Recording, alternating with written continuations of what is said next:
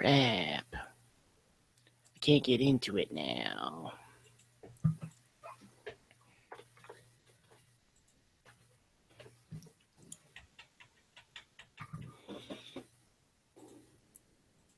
Because it's there. There we go. All right, now that I have that available.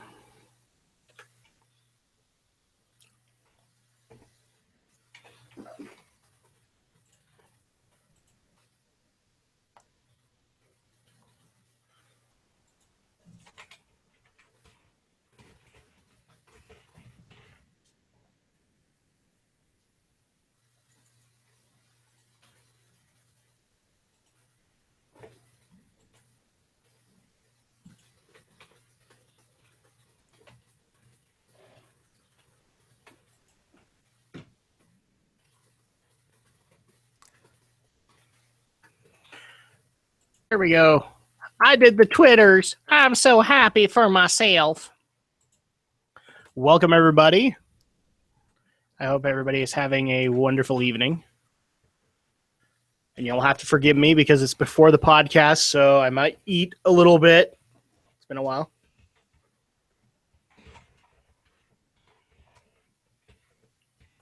It has been a while since I've said I'm sorry, but, you know. Yeah. It's just the way it goes. Now, hopefully chat can see us and hear us and everything is good. Yeah, everything's good. Okay. Well, welcome, everybody. It's been a week. I still got a bunch of messages like, where the crap were you last week? Well, I was busy sleeping. I'd had a long week. I wasn't feeling particularly my best, so thankfully, Romney and Alex and Brinton stepped up to run the show, and thank you guys so much for doing that. And also because people apparently think that I didn't see it. Yes, I did, and I even put up a video. Thank you very much for 100 subscribers. In fact, it is now 102. So thank you guys so much for subscribing to my channel and all of the stuff that I do. That means a whole heck of a lot. Especially from a person that, like, Alex kind of can attest to this. And I don't normally say it like on the videos or whatever. I'm kind of a hard partner to work with in the fact that my own worst enemy is myself. Mm-hmm. And and you can attest for this, Alex. I scrutinize anything that I do very viciously. And so at that point, the fact that there is now 102 people who like what I do, that means a lot to me. And I don't think I properly expressed that in the video, but thank you guys a lot. Thank you so much. That being said, we're back to business as usual this week. And in fact, one of the things that I want to try and do with the chat, I mean, you guys can ask us whatever questions you want. Obviously, you will. But I also want to be able to bring you guys into the conversation before we even get things started. So I'm just going to go ahead and bring up some of the topics that we have and just get you guys' opinion on it, because we have lots to talk about. Nintendo's definitely going to come up because we had the big announcement for Super Mario Run. And then also we had the attack that Nintendo did on Game Jolt. Yay. Mm-hmm. A lot of people actually asked our opinions on that. And I mean, I wish I could step up and say that I was happy, sad, or anything like that. But really, it was more along the lines of I was reluctant about it because people kind of know my opinions on the Game Jolt stuff. Hello to those who are just barely entering. Yeah, I mean, Alex, do you want to go into your opinion a little bit before we get the chat's opinion? Well, I could give it now, but then what's the point later? That's true. Well, I mean, like, I really just want to open it up to the chat, but obviously, chat, you guys are going to ask whatever questions you want to ask. So I'm going to open it up to you guys, and we'll just kind of sit here and BS. Oh, now you're evil, Homera. Now is that how things work? That is how things work. I don't think that's how things work, Alex. I think, in fact, you are not a magical girl. You are a magical boy, and there's nothing wrong with that. But apparently, I've been meaning to follow up with that. Follow up that little joke. You need to follow up on that joke. I do not know why you haven't done anything with it. I mean, we've done stuff with it on Drac and Shadow, but yeah, that's been about it. Well, I did just cross 250. I'm at 252 now, so there we go. Maybe subs? Subs. Oh. So you got purged, because I think last time I looked at yours, it was like 253 or something. Might have been. I might have dropped a sub. I don't know. I thought I don't know really where I was, but I think I've been in the 250 range. So oh, dang it. I can't do that one. I haven't dropped that much. There we go. That ought to cover things. I was going to say Shadow is evil yet. I mean, no, you're still. You'd think, given the title of Shadow Blazer, he would be a villain, but no. Are we going to be talking about the Funimation partnership? Yes. Yes, we are. The Crunchyroll Funimation partnership, because that's a big deal. That is a big deal for anime. Huge. Mm-hmm. I agree with that. The only question that I had with it didn't actually get answered in your article, Alex. I had to go do a little bit of homework. Was if they were going to include dubs and how many dubs and all of that. And I actually had to go look that up. And yeah, it's gonna happen. Now, here's the thing that I'm a little unsure on, and maybe somebody in the chat can answer it. Is it a permanent thing? Because the way that they're kind of padding this out is that it's temporary, that it's only going to last so long. Well, I imagine like a lot of other business deals, it's sort of they'll see how it goes, and when time comes to talk their contracts again, they'll consider whether to keep it going or to not, or to just break it off. So that's kind of my viewpoint. Where did you get the name Shadow Blazer 3000, Alex? Trying to think why I picked the name Shadow Blazer. I know part of it. I mean, but I'm a bit of a nerd. Of course, I'm a Sonic nerd, so I like Shadow the Hedgehog. It's a fun character. I don't know why I picked Blazer in particular. I'm not sure what made me go with that, and I don't know why I picked numbers. I just did. But the Shadow part comes from Shadow the Hedgehog from the Sonic franchise. And right now we're having a debate in the chat of should it be Funnyroll or Crunchimation? Crunchimation. Both of those sound really good right now. I kind of like. I mean, food-wise, just because I haven't had dinner yet. So, I would probably go with Funnyroll, but that's me. Or at least that's what they're probably going to do with it. Uh-oh. The internet gods are not happy with Alex. Can you hear me? Yeah, now we can.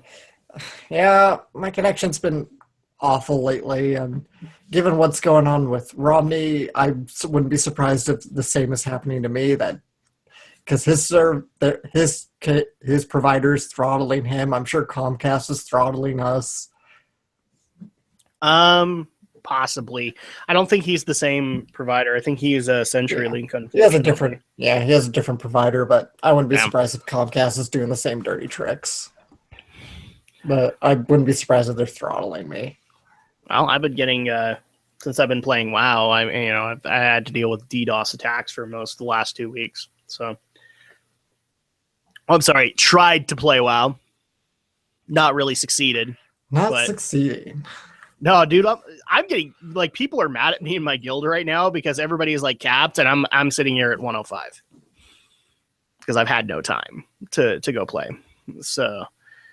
I used to be a Sonic fan myself. I would like to say that I'm a current Sonic fan, but I have a dozen people on the internet who'd say otherwise. My internet likes to drop too lately too, but I have Google Fiber, so probably just coincidence. It could just be that also overall internet traffic is pretty nasty right now. Yeah, it is fall now, so more people Mhm. are going to be online.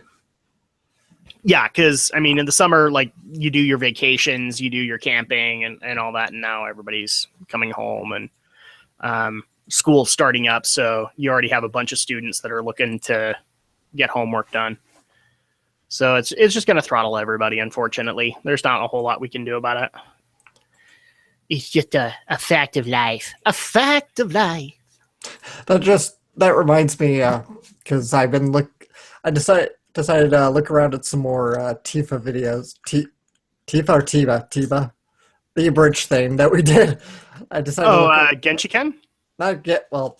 I mean the contest itself. Oh, okay. Right. I decided to look at more of those contest entries, and I watched one really funny one from that was abridging school days, and that it was the perfect satirization of school days, really. I don't know. I'm biased on this one. I really wanted to see Genshiken plays get into that top 30, and unfortunately, guys, we didn't. But Yeah, well, of course we did. It's our work, so naturally we want to see us do well. But yeah, I'm biased here. You know, I want to be able to see our hard work pay off. But here's the thing, though. I blame myself. I read that disclaimer way too slow. Yeah, that's why we didn't get it. The first 30 seconds, the Shadow Blazer doomed us. No, in reality, what should have happened was that played at the end, and we would have been okay. But the bottom line is I'm biased, but I'm thankful that a lot of people have actually responded and said, we like this. Is there a possibility of a second episode? And that's what Romney wants to hear, people. That's what Alex wants to hear, because these guys are behind it, not me. I just came in and sounded like a supervillain for what, 20 minutes? Or it sounded like an obnoxious brat, roughly, for about 20 minutes. So I'm glad you guys liked it. Let me pull it up. I'm gonna link it in the chat for anyone who hasn't seen it. It's got like 165 views right now. So yeah, please go watch it, guys. If you haven't seen it yet, you are in for a laugh. Because I actually think that that Alex, Romney, and Aldo did a really great job writing it.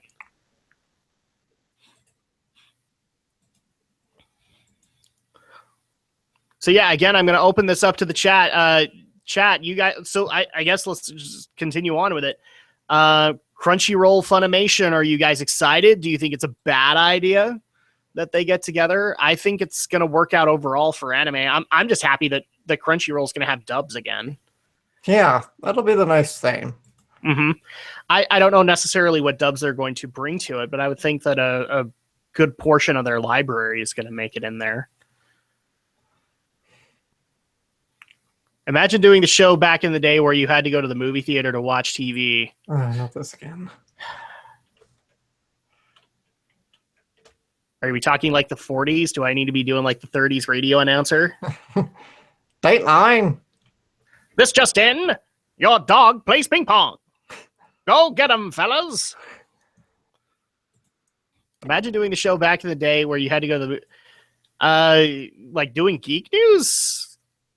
Wow, if we had to get together, that would not work out. I mean, that would be like Radio SLCC days, where that was kind of difficult to try and work out days to get together. It's one of those things where I'm kind of happy that we went to the podcasting format, or the format that we did, because it was getting to a point where it was incredibly hectic to get people's schedules to meet. Especially since I think around that time Romney was graduating, and so was Aldo. Mm-hmm. And you had a job, and it was not fun. So I'm kind of glad that we set things up to this format. Although, man, if we didn't have to meet so late, that'd be awesome. Because back when we started this, I could do it. Now I have a kid. Now it's hard. Yeah. Now I have to keep myself from falling asleep for 2 hours.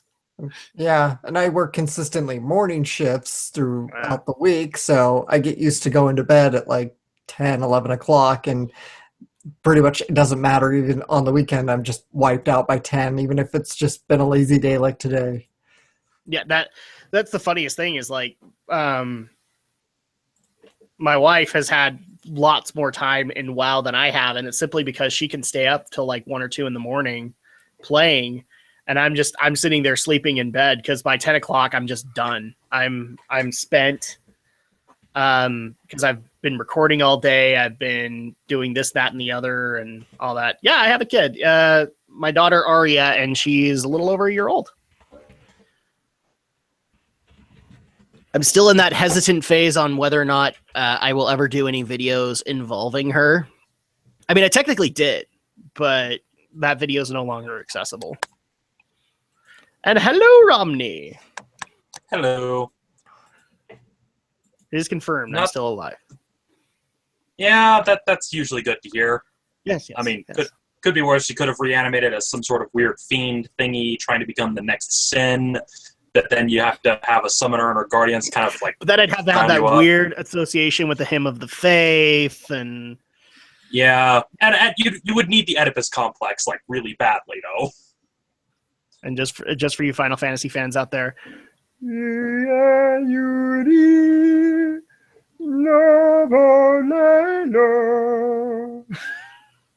you go. I'm all for Crunchyroll and Funimation teaming up. Time will tell if it works out for those companies, but it seems like it'll be good for anime fans. I agree wholeheartedly, Forlorn Hope. I think that's the best decision that they could make.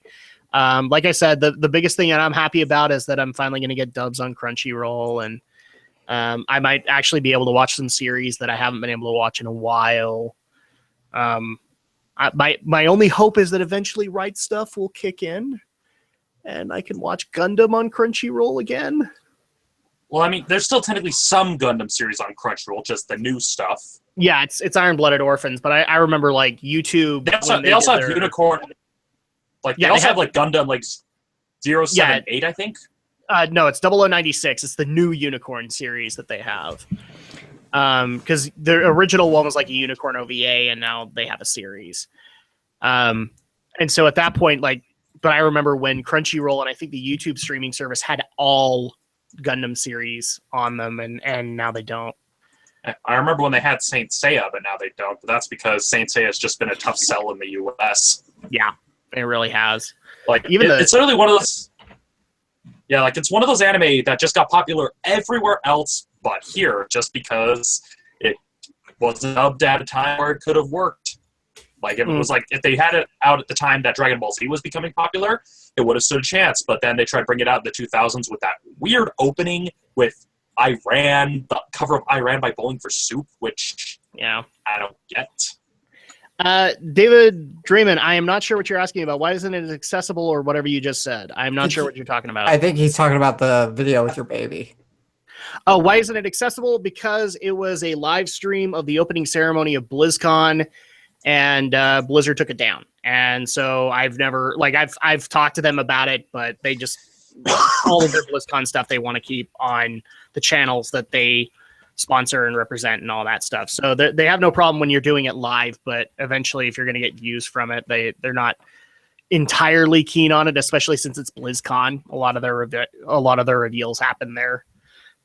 But she was in there for 2 minutes and she was scared to death. So that's just the way it went.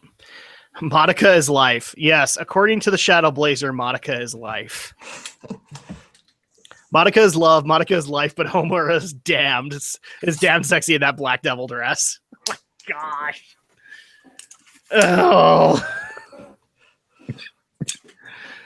Oh well.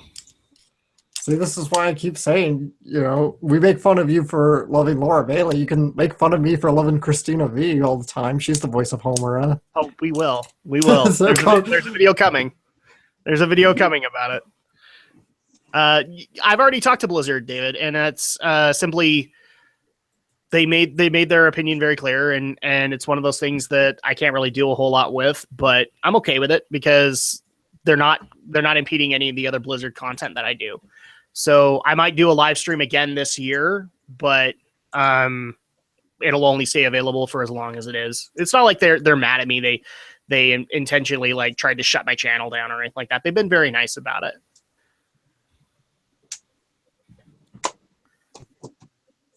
Phil, yeah, I'm not being able to stay awake on weekend. Started a new job recently where I have to work at 7 a.m. on weekdays, and I fell asleep at 9:30 last night.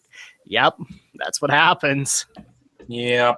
So, let's see. Yeah, and again, I'm excited for Crunchyroll and Funimation. I want to get your opinions on other stories, though, guys. So, really quick, I'm just going to bring them up. How do people feel about the Sony conference that happened over the week? I did not see it, but now we have a PS4 Slim and a PS4 Pro. Yeah, I haven't seen it yet. I've just been seeing stuff trending and people kind of doing the usual complaints about the unveilings of consoles and... Hint, hint, Romney. You didn't miss much. Yeah. Nice Black Rose poster. Yep. Yeah, thank you. Can you tell he's a fan?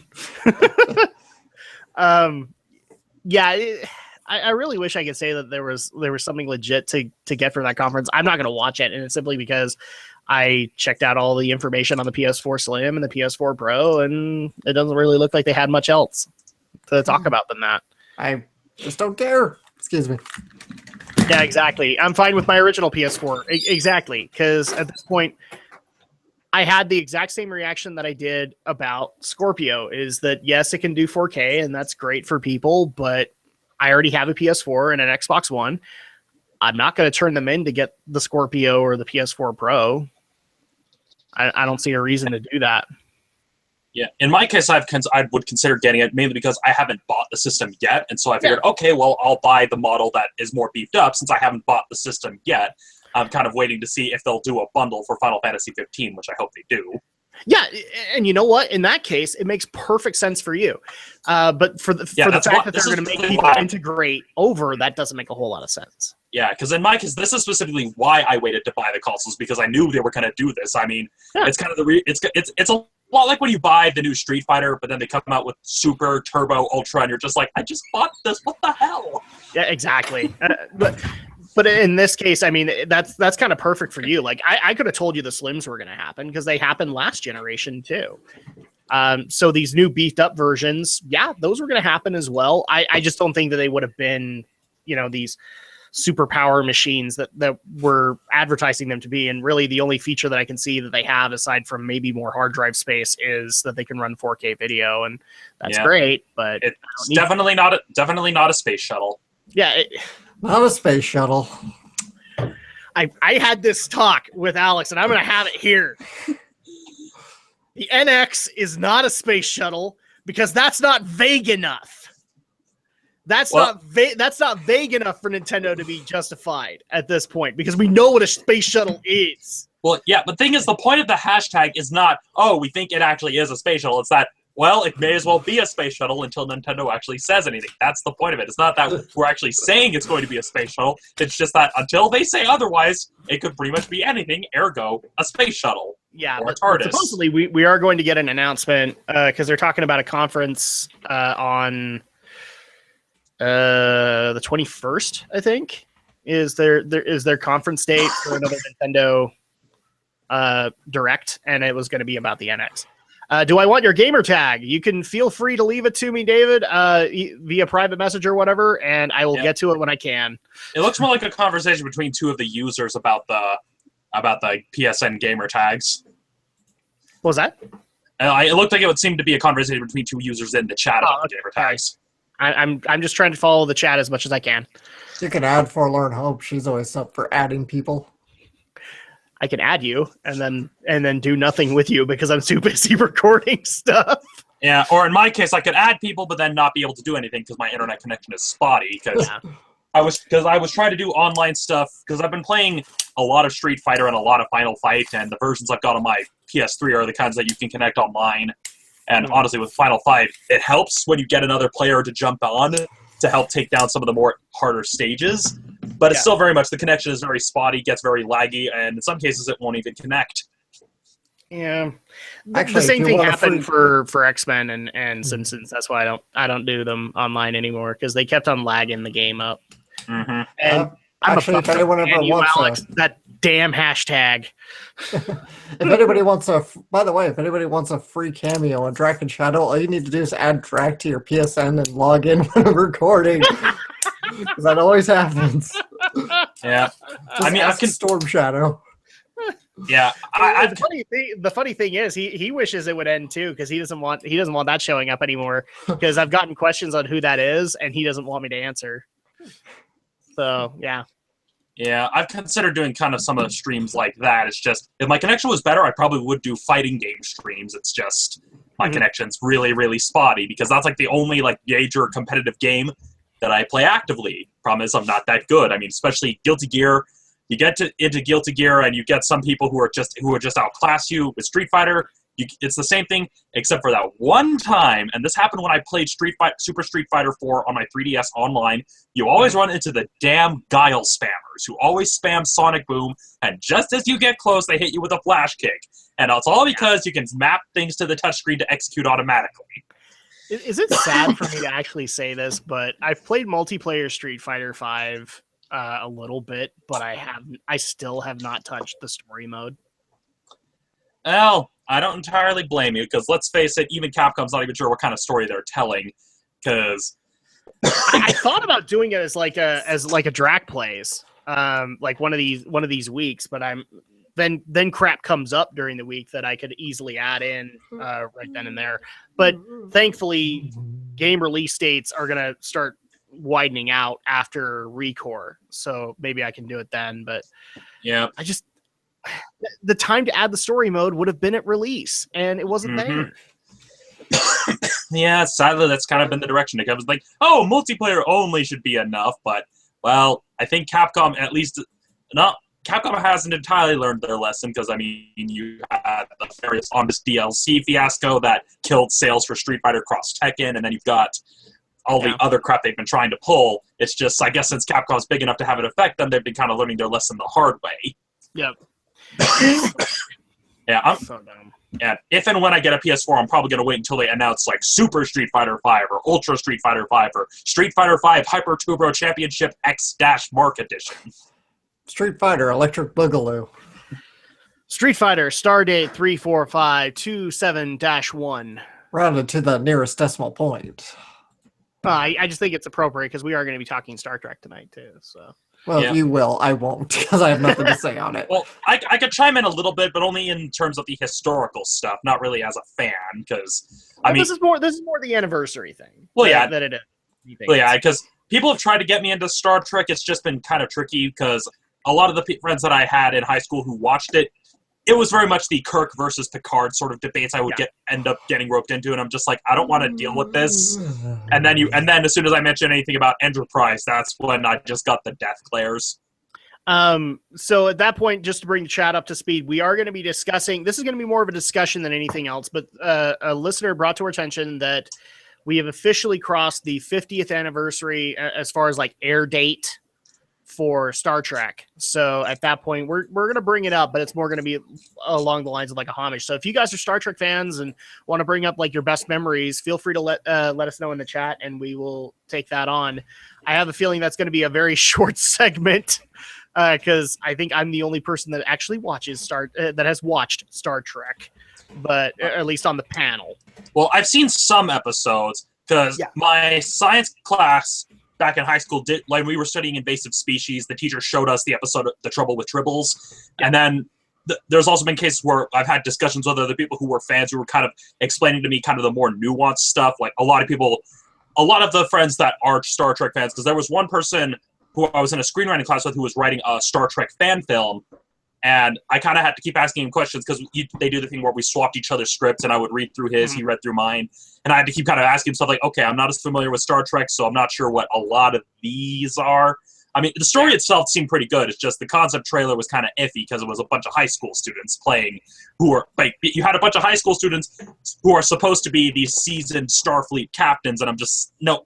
I mean, the set looked really cool because there's like this, I don't know how my friend found out about this, but there was someone who's like actually made like a full-on mock-up of the bridge of the Enterprise, and it's like an actual like not an amusement center where they actually do like run-throughs of actual simulated missions, And it's kind of like everybody gathering together to live action role play as a crew of a Starfleet ship, with the guy running the facility kind of creating the threats they have to encounter and all that. And it like has all the alarms, all the lights and everything, like really like detailed construction of a Starfleet ship. And that's where they shot the concept trailer, because it's like, okay, we'll shoot at this location. So the sets look good. It was just, if only it wasn't a bunch of high school students trying to be seasoned Starfleet captains.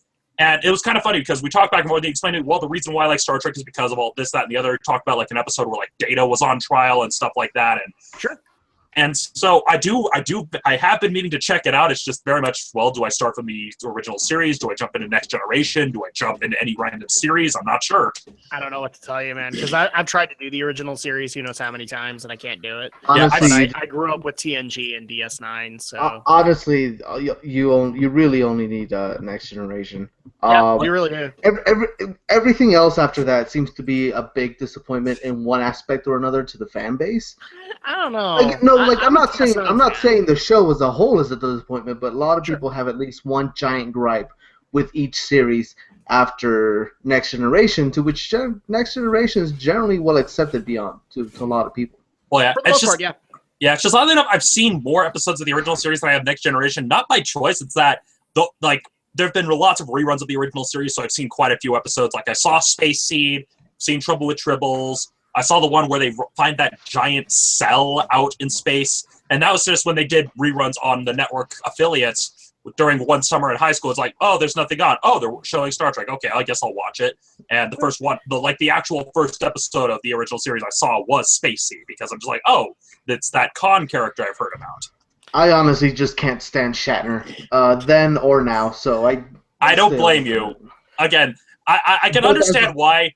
The thing that made me an actor. Oh yeah, believe me, the thing that made me dislike Shatner was his cover of Bohemian Rhapsody. The only reason I'm not as mad as Shatner now is because, well, Kanye thought he could do better, and somehow Kanye West made a worse cover of a song worse than the William Shatner cover, which should be impossible. How do you do that? All right, I'm gonna rein things in because we are actually over. So let's go ahead and get things started. Right. So let me know when everybody is set up. Sound speed.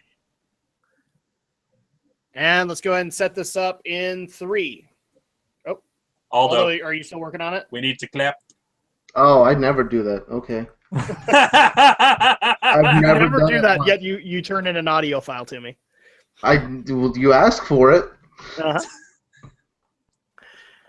All right, so let me know when you're ready, Aldo. Go ahead. I'm ready whenever. Okay, 3, 2, 1. All right, here we go, people. And chat, we're going to have some fun tonight. So, good evening, everybody, and welcome back to Geek News Reviews and Opinions for Saturday night, September 10th, 2016. I am your host, Adam Mickelson, and in fact, I can confirm, much to the chagrin of a lot of people who went on to Brinton's stream, I am not dead. People actually made the concept of, oh no, did Drac lose it in a poker game again? Or did he actually die? For some reason, I didn't watch that much into the stream because I fell asleep. I have no problem admitting that. I was dead tired. But did you guys like make something out where I had some deadly disease or something? No. I mean, we talked about Criminal Minds for a bit, so that may have planted the seed, but that was like at the I got a lot of people was like, "Are you okay, Drac? We didn't see you that night. Are you okay?" So at that point, it's like, yes, I'm fine. I took a weekend off because I had already had a pretty stressful schedule up until that point, and I wasn't feeling all that great because flu shots happened and all that fun stuff. So, yes, I'm fine.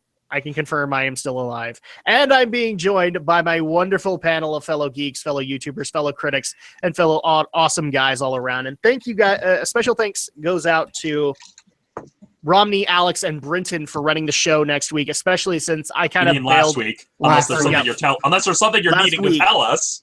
Last week. And I'm thankful that you guys did that because like I kind of bailed on them 11th hour. I have no problem admitting that.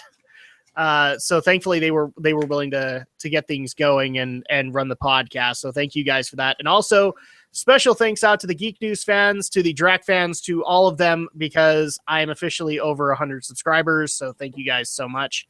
And I know a lot of Geek News listeners reached out to me and went, "Do you know that you have over 100 subscribers? Do you know? You have 100 subscribers?" Yes, I'm aware. I have 100 subscribers. I made a video about it. So with that being said, thank you guys so much. I love the fact that so many people log in to be able to watch us talk geek stuff on a weekly basis. That is awesome to me. And I can't begin to thank you guys enough. But this is not the Drac thanks you guys enough. This is Geek News Reviews and Opinions. We got stuff to talk about. So let's go ahead and introduce the panel that we have tonight. First of all, we have Aldo Gomez of Board Offline, Reviews versus the World, SLC Nerd, Anime Overdub. I'm reading off the script that he's put up on his screen, and I've run out of stuff to talk about. How are you doing, Aldo? I'm okay. That was the perfect response that Aldo could give. I'm okay.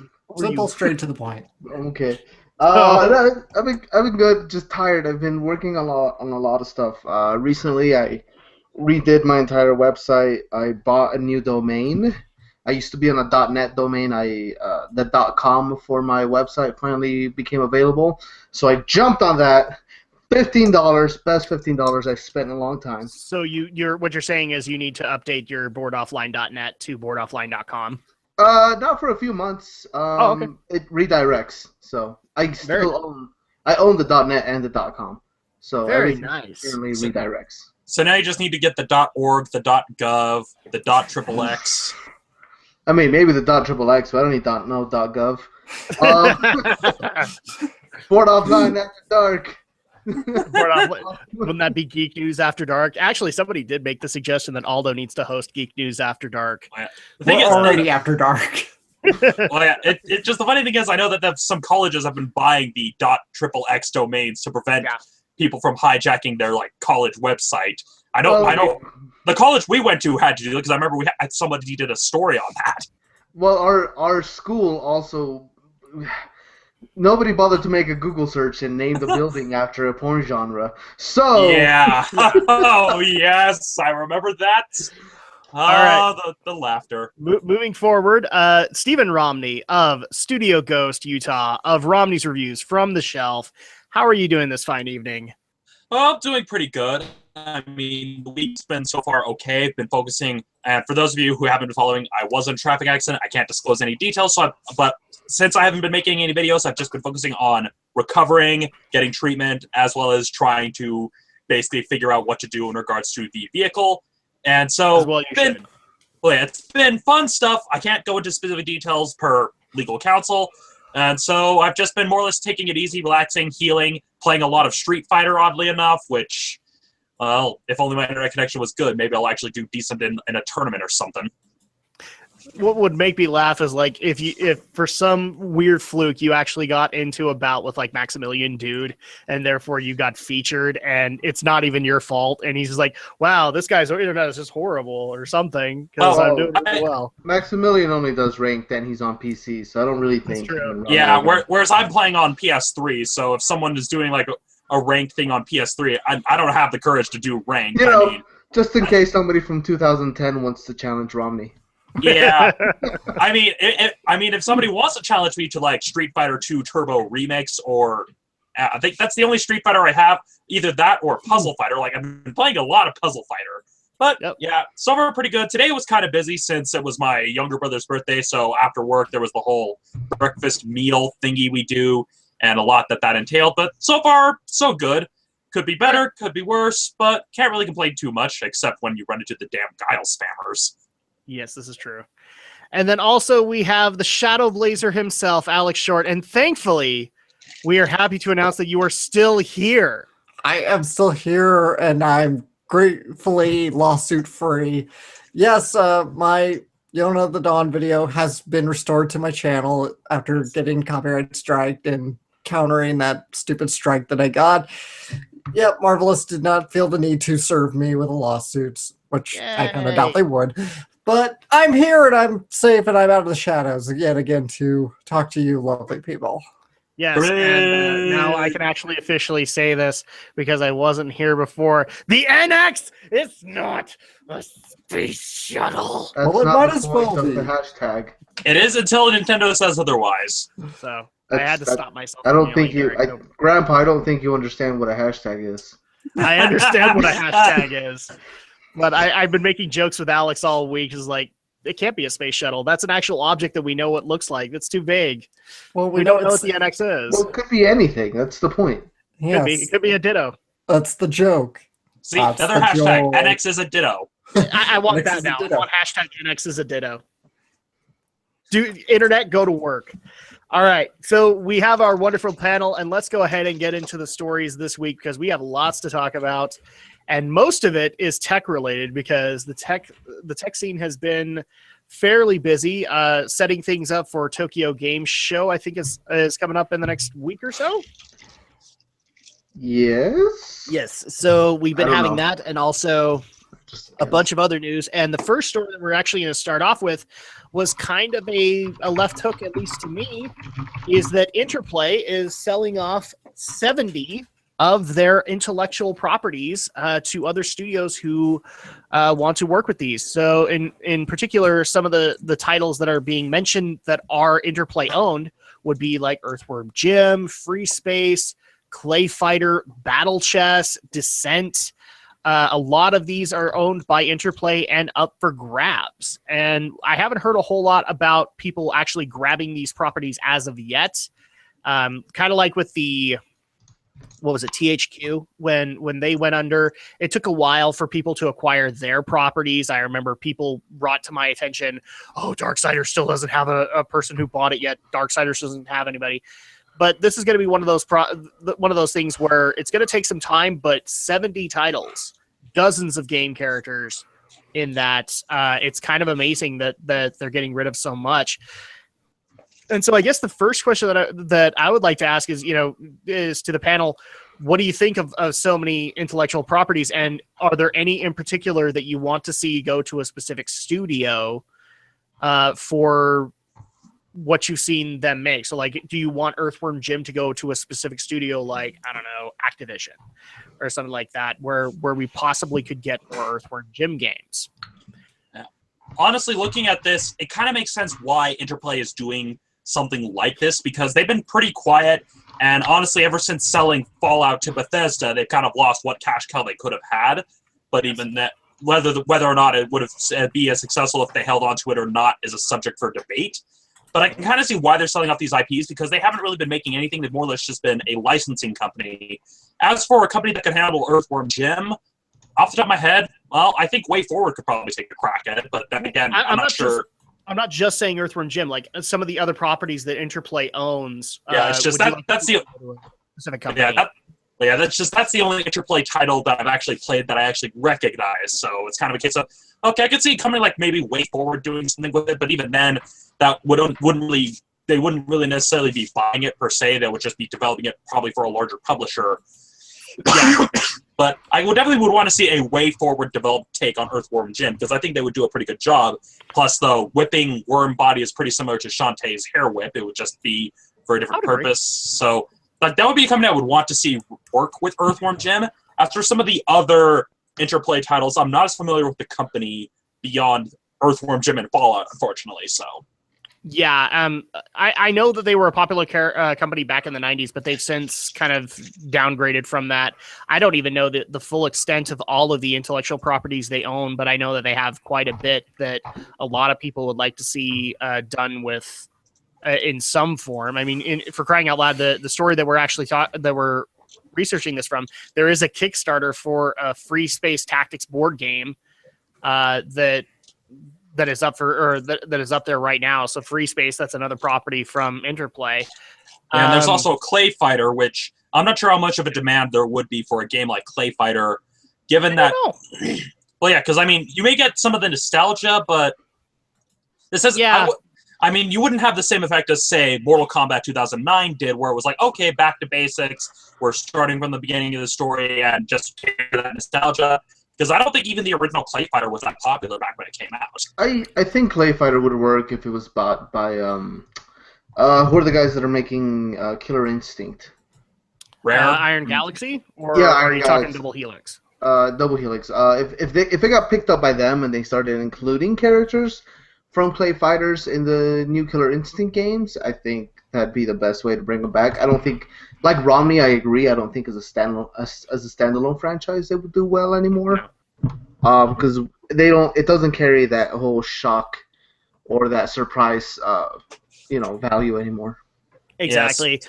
I mean, to be perfectly honest, before we go to Alex, my opinion on the properties that I'm at least aware of with Interplay, I'd be interested to see who picks up Earthworm Jim. I like the idea of Way Forward. Yacht Club might be another one that I wouldn't have a problem with it.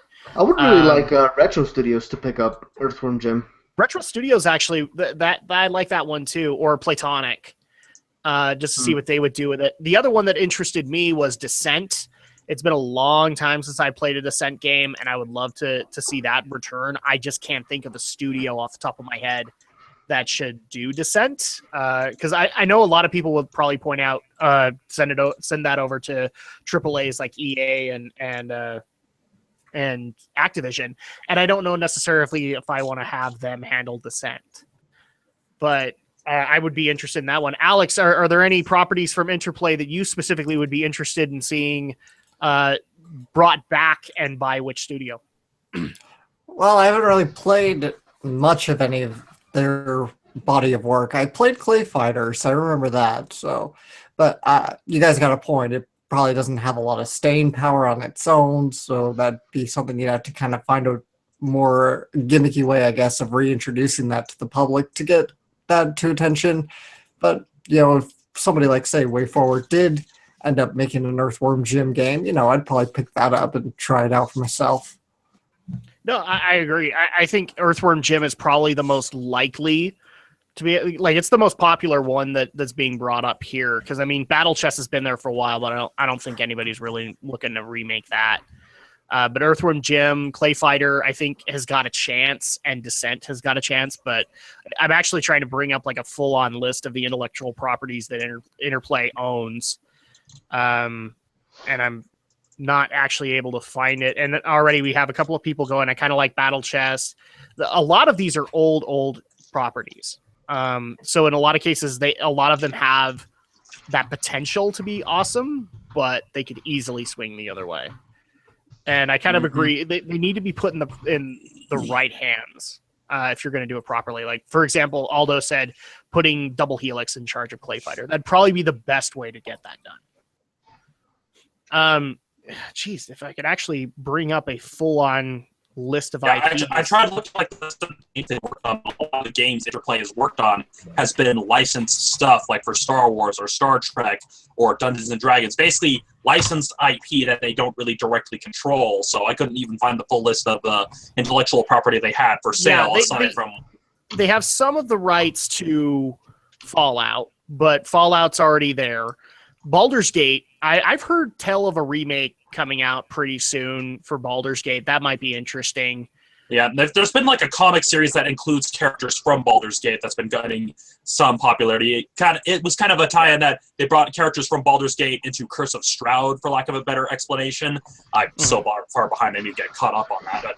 And it looks like Aldo has provided us with a list. Just go to games and it shows you what they owned. Yep. Yeah. Oh, they have the rights to a lot of Star Trek games. Maybe that would be an opportunity for Star Trek's 50th anniversary, but I don't think that's going to be something we're going to see. Honestly, I think part of the reason why they're probably selling all these is probably because nobody knows half of these franchises. Yeah, exactly. But in a lot of cases, that's kind of a good thing, because then at that point you can breathe new life into them if there's new life to be breathed. Except for the part where people are losing jobs, I guess. Yeah, that's true. Some of the games on their website, I'm just looking at, it's weird, like an Angry Birds version of Romeo and Juliet. What? Yes, yeah. I think all those artists, like most people haven't heard a lot of these games, and yeah. Mm-hmm. Yeah, that's kind of the sad part, is a lot of these, like the Star Trek property, that's recognizable. Fallout is recognizable, but the rest is pretty much out there. I mean, they have Planescape, but I don't think that's been popular in quite a long time. It would be interesting to see the people behind Call of Duty tackle something like Redneck Rampage. I'm not sure how well it would go down in today's market, but that'd be something I want to see, as Redneck Rampage with the current Call of Duty engine, with all the beefed up stuff, just through that different aesthetic. Because like I looked at it, I was like, oh, I recognize that game, and that would be interesting to see. I mean, whether or not they'd be self-aware enough to actually handle the satire right would be a different story. But that would be definitely an interesting, like, as a mode of Call of Duty. It's like, oh, Call of Duty, Redneck Rampage. That might be. And also, we do have a live chat tonight, and we're already getting some commentary on it. I do. Do you think id would pick up the with Descent and remake it? Id running Descent. I might be okay with that, but I think id is busy working on Quake and obviously mods for the DLC for Doom, and frankly, I believe that Doom 2's on its way. I think that's a given. So I would like if it did Descent, because I think they would be able to do well by that franchise. I just don't know if they have the time or the manpower to do it. I mean, maybe after Quake is done, then it would be a possibility, but that's the only way that I'm thinking of it. Oh, they did Carmageddon. Yeah. I'm not sure how. What type of that game was that? Like Burnout? No, I think like it's more akin to like Twisted Metal. I think, wouldn't it? Except the goal is to run down as many people as possible. It was one of the many games that basically started the whole controversy. It did the whole controversy thing before Grand Theft Auto came along, basically. Maybe Ubisoft should remake Earthworm Jim since they are handling Rayman. Thing is, Rayman's been Ubisoft's thing since the beginning. So yeah, and frankly, I don't trust Ubisoft right now. I don't know if I trust them enough to be able to do justice by Earthworm Jim. I mean, they do justice to Rayman. That's been doing well. They do, but right now they're like, what was the last Rayman game that came out? I think it was Rayman Legends, or I think was the last one. Yeah. Right now their focus is being Assassin's Creed, on being Watch Dogs, on being. Well, those are the different studios. They have multiple studios. Yep. That's true, but you've got Paris, Montreal. They've got different studios across the planet. I don't think that your fear is unwarranted, but I don't think you're also understanding the scope of ability that Ubisoft can have when they're not on a yearly schedule. Yeah, but I think we can. Sorry, go ahead. Well, I think we can agree, though, that if they were to do Earthworm Jim, it would just be like, before you could even start anything, or even before getting into the level, it would be like, would you like to sign up for Uplay? Yeah, that's actually more my worry, is I don't want to be pestered for Uplay and all that. It's 2016. You got pestered for every new game. You really did. It actually starting to annoy the crap out of me. I've made my peace with it. So final thoughts before we move on into Sony news today, because I know a lot of people want to know our opinions on the Sony event that happened. Any final thoughts we want to give on Interplay's selling off of numerous intellectual properties? All I can say is I can't really say that I'm surprised, because after losing Fallout, they've just been kind of dormant. So maybe I think it's probably more or less in the case that we're seeing kind of the death throes of this company, since they haven't really been doing anything else. So they're just like, hey, it's obviously not working, so let's just sell things off and just. Truth be told, I thought Interplay got absorbed into Bethesda. I thought so too, to be honest. Yeah. But then again, I remember there was a whole lawsuit because they did the whole Fallout trilogy like PC game collection, and then Bethesda got pissed off. It was like, hey, yo, we own the rights to Fallout. Why are you releasing this stuff? Well, they also got mad because Interplay had the rights to be able to make a Fallout MMO, and that fell through. Yeah. So, all right. Well, let's go ahead and move on into the next story, which is actually a pair of stories, because we had two major announcements come from the Sony event that happened earlier this week. First of all, the PlayStation 4 Slim has been confirmed. Not really surprised by that. And then also the bigger announcement, which was the PlayStation 4 Neo that we've been hearing about for a long time, has been announced as the PlayStation 4 Pro, which is basically,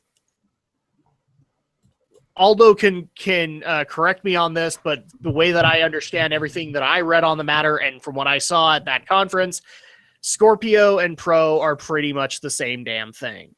They are bigger, meatier versions of the consoles, but with 4K. Almost. There is one major difference, is that the big major difference is that Sony PS4 Pro does not actually have the capability for, this hurts me to say this, I don't know why, they don't have the built-in capability to play Ultra 4K Blu-ray discs, which the Scorpio Yeah, that's does. right, because they don't have the. Is it that they don't have the codec for it? No, they just don't. They just didn't include it. They have 4K video streaming, like you can watch YouTube and Netflix in 4K. That's fine, but it's just the actual disc. And it's not that they don't have the codec. I mean, it's Sony technology. Why wouldn't they have the technology? Yeah, Why wouldn't they? It's probably more of a hardware issue then, where they just don't have anything that can actually run the disc at that type of resolution. Honestly, though. Well, except they can because the Xbox is doing it. Like that's. Well, yeah, I'm guessing one of the differences. I mean, maybe it was a cost-cutting measure, or maybe Sony like, well, we've beefed up the specs, but we don't want it to be too costly because that shot us in the foot when we did it with the PS3. So maybe let's leave off the Ultra HD Blu-ray feature so we can keep costs below $500. Looking at the price point, we're looking at $399 US for the Pro, and adding something like that probably would have driven the cost up to a point that Sony wouldn't have been comfortable selling it because, again, PS3 back when it was fun. Right, but it's not their lone console. I mean, I don't see the fear that it's not their lone console. They have the Slim, they have the regular, now they have the Pro. Like, I think it was a dumb decision on their part.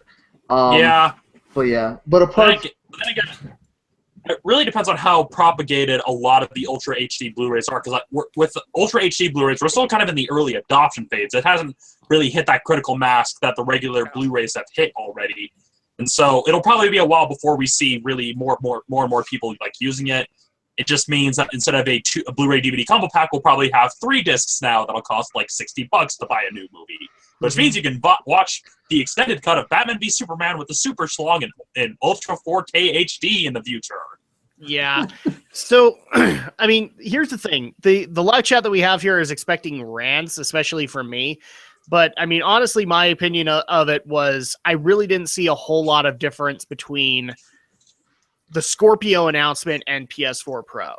And in essence, like in fact, a lot of listeners actually reached out to me and said, well, you have these consoles. Would you actually go and upgrade to Scorpio or to PS4 Pro?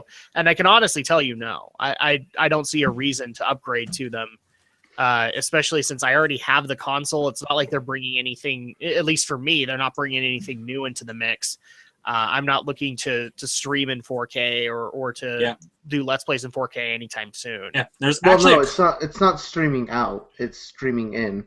Yeah, that's what I mean. Sorry. Well, yeah, and looking at that, someone on the IGN article actually commented on probably why they didn't include it, and they say, and the reason, and this is from a comment by a user named Kasplat on IGN, and it says that the content isn't there yet, meaning there's not enough Ultra HD Blu-rays on the market, and that's probably another reason Sony left it out, thinking, okay, well, there's not enough of these types of movies to basically warrant that sort of demand, so we're not going to include it. I just think it would have been in their benefit for competition and future-proofing to have just included it. Yeah. I mean, regardless of the reason, I think it was a dumb choice not to. Yeah. Especially since the whole point of the PS4 is to market to the people who have like 4K TVs and are into the 4K hype. Like, why wouldn't you please those fans? That's honestly all the PS4 Pro is. They should just call it the PS4K because that's really the only thing it does that the PS4 doesn't. Especially because they start off the announcement going, there's HDR, which is high definition rendering or something like that. I can't remember. But then, like shortly after they finished announcing it, they're like, by the way, normal PS4s are going to get HDR capabilities in an update next week. So I was like, okay, so why do I need a PS4 Pro? Unless I just lost my shit every time I saw something that didn't have a resolution in 4K and going like, oh my god, this is barbaric. Exactly. Yeah, honestly, as someone who's considering getting it, I would probably get it since I don't have the console. Not so much for like the 4K, but just more for the boosted RAM and the boosted processing power, so that way I'm not. So here's the worry that a lot of people have. And the problem is, they've announced that it is beefier, but they haven't actually said if that does or does not actually impact the current frame rate issues on current games. In my case, it's not even frame rate. It's more issues of waiting for things to load or install, because that's the problem I've been having with the Xbox One, is with things taking an eternity to install that by the time it's done installing, I don't feel like playing anymore because it took too damn long. It's not. I don't think it's. They haven't addressed any of the frame rate issues that they're already having on existing games. I honestly think the only thing the boost is going to help with is going to be an actual rendering, not necessarily frame rate issues, not necessarily performance per se. I think just in being able to process 4K imaging. Exactly. So I mean, in a lot of cases, well, although go into your opinions here. I mean, did they actually sell you on getting, because you have a PS4? Yeah. Yeah, you have a PS4. So at that point, did they either motivate you to get a PS4 Pro or to at least look into it in the future? No, they would have to motivate me to buy a to buy a 4K TV first. Yeah. That would motivate me to get a PS4 Pro. Honestly, if I was like Romney and I was not a new adopter, I would honestly just get the Slim or a regular model. Yeah, Unless you have a 4K TV, there's no reason to get a PS4 Pro. I mean, I've already had friends come out to me and just go, like, is the Slim worth it? And I'm just like, you know what? If because I believe the Slim is cheaper. So It's at that $100 point, cheaper. Mhm. yeah. So at that point, yeah, it's cheaper. Go for it. Now you can have a PS4. You're good. But at that point, like a couple of people have approached me, like, are you going to get a PS4 Pro? No, I'm not. Are you going to get a Scorpio? No, because the features that are being added to it aren't intriguing to me in the slightest. I mean, yes, an increased hard drive size, which I believe they both have, is awesome, but you know, I already have a plenty big hard drive on both of them. So at that point, it's not really an effect. And honestly, you can, like with the PS4 as it is, like vanilla, you can install a bigger hard drive on it for cheaper than buying a new PlayStation 4. Exactly. So problem solved right there. Alex, you're the only other one that you've been kind of quiet on this, but you're also the only other one that doesn't have a PS4. Yeah. Did Sony make a good buy for you to be able to go and get a PS4 Slim or a PS4 Pro? Slim, maybe if I just really want to be that cheap, but for as far as a PS4 Pro, no, I don't have a 4K TV. I don't see the big deal about 4K anyway. I'd just rather have a smooth game than have to worry about trying to potentially run it at 4K and, well, have it come out sloppy anyway. At the end of the day, that's a development matter. That's another story. But I don't have a 4K TV, and I'm not going to invest, upwards of a combined probably a couple $1,000 because a 4K TV is going to run you like $500 to $700 for a 4K TV. Yeah, and that's on the conservative end, from what I just decided to randomly look up. That's like a cheap Chinese knockoff that fell off the boat. Yes, that's like cheap third party Walmart brand. Yeah, that's where it's like the sleigh patient. Yes. Yeah, so 4K TVs aren't cheap, and I don't have one, and so no, I don't see a need for me to go for a PS4 Pro, and So at this point, it sounds to me like, okay, they've made a good argument for Alex to get a Slim. They've made a good argument for Romney to get a Pro. To a point. I haven't really seen the presentation. It's just more like... But obviously, like me and Aldo, we're not interested. We're more interested in more games and things like that. Because you guys are set. You already have one. Well, yeah. Well, I was moderately interested when they were talking about HDR, because I've seen like what HDR does. It looks. I think HDR is a better technology than 4K. Also, to answer your question, HDR is high dynamic range imaging. HDRI. Thank you. I forgot. I knew it was high something. Anyways, I think HDR is a much better technology. It does wonders when applied to like existing games than 4K, but then they announced that my PS4 was going to get an update for it, so I was like, great, I don't need to do anything except press download. And in my honest opinion, like I know a couple of people are expecting me to be ranting on this, but it's just simply I don't have a reason to care, because what I'm more interested in is more games for the PS4 than anything else. I can't even believe I'm saying that. It's been how many years since I've been making this argument, but we have a lot of good games on the horizon, but that's more my interest. I remember, I agree with you, Aldo. I think that exactly what should have been their focus, because for crying out loud, they did it a few years before with 3D TVs. They were trying to sell 3D TVs, and so they were trying to sell all the 3D features of the PS3.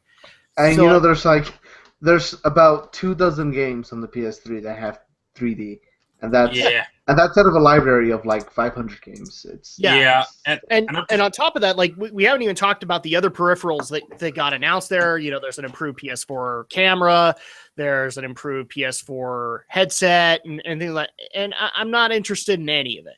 And so at that point, if they had like updates on God of War, or if they had updates on Horizon Zero Dawn, then I might have been more. Well, they did have minor updates on them, which is that they're all gonna have 4K resolution at launch. yeah.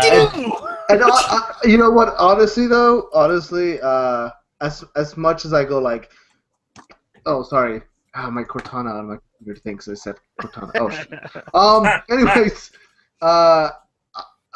honestly, the thing is, as much as I do like seeing 4K, it's not that much better, and I would prefer that the industry take more time to get a smooth, solid 60 FPS than focusing on 4K. Because okay, sure, it looks pretty, but I guess it has to look pretty since I'm looking at frames for more than a second.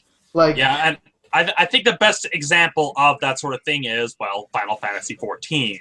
I mean, they put so much focus on the visuals, even the stuff that's in the background. They had it render at such a high rate that the initial game just could not run and just didn't function, and that's why they had to relaunch it with A Realm Reborn with another studio. So Chad actually brings up an interesting question. Do you think the big fear is that they will release a PS5 and it won't look spec-wise different from this PS4 Pro?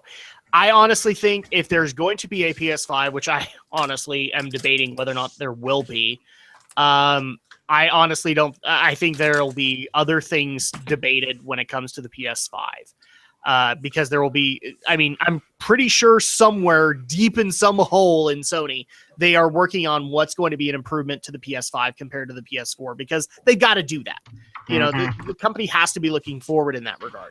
Yeah, so, plus they have to I look think at there will be different features that the PS5 will involve than 4K, because at that point 4K will be a given. Yeah, plus they also have to see kind of what sells in the market, stuff like will PlayStation VR do well? Will the 4K stuff do well? Stuff like that, and that will shape how they develop and how they shape the console. Because say, for the sake of argument, if PlayStation VR does well, it's like, okay, well, can we create a system that does the 4K VR experience, and can we work in some sort of haptic feedback on the body or something? Exactly. Honestly, it's a pretty big later. We're only 3 years into the PS4 life cycle. We have, per Sony's promise to the customer, we have at least 7 more years of supported. Of support for the PS4. Because Sony's guaranteed that this is going to be like a 10-year generation, right? Because they're going to try and imitate PS3. Well, they guarantee that for all their generations. Every generation has a 10-year lifespan, even if it bleeds on top of the next one, because PS2 and PS3 shared quite a few years, the same way that PS3 and PS4 have. Yeah, exactly. So at this point, I think the PS5 is way too early in development for anybody to worry about. And, as much as Microsoft says, no, we're not working on that because Scorpio is that, they're working on it. Trust me. They're working on those innovations. Nintendo probably is as well in some way.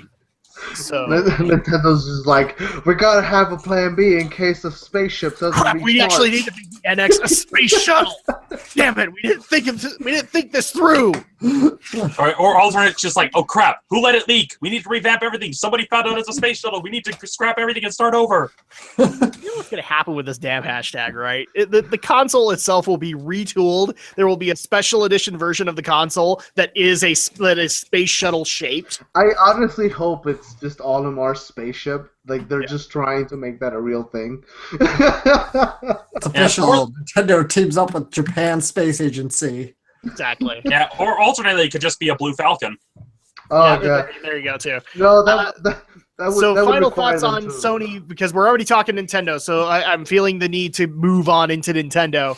Are there any other thoughts that we want to give here, or any rants that need to be given? No. As far as the potential PS5, I don't know. I'm inclined to go with some of the theorists who might say, yeah, the console generation kind of thing is over as we know it, basically. Not to say it's going to stop dead in its tracks, but rather than have like a dedicated PS5, we're just going to have sort of module upgrades every so often. Yeah, I really think at some point we're going to go straight to an operating system, and then kind of like with the Steam machine, Sony will make a version, Microsoft will make a version, Nintendo will make a version, and they all run on this operating system, kind of thing. That's my theory anyway. But I don't think it's going to be next generation. I think it's probably going to be like a generation beyond that. So let's go ahead and move on into Nintendo. And holy crap, people! I saw it. You can stop sending the messages. Yes, Super Mario Run is a thing. Also, wait, can I just ask a question? Hold on, can I just ask a question? Did nobody see this coming? Because they literally made an announcement where they said about it. Yeah, I guess the question is, stand on your head if you didn't think Nintendo was going to to make a Mario iPhone game. Of course they were. Like, and it's a runner. Like, what did you expect? It's a runner. It's.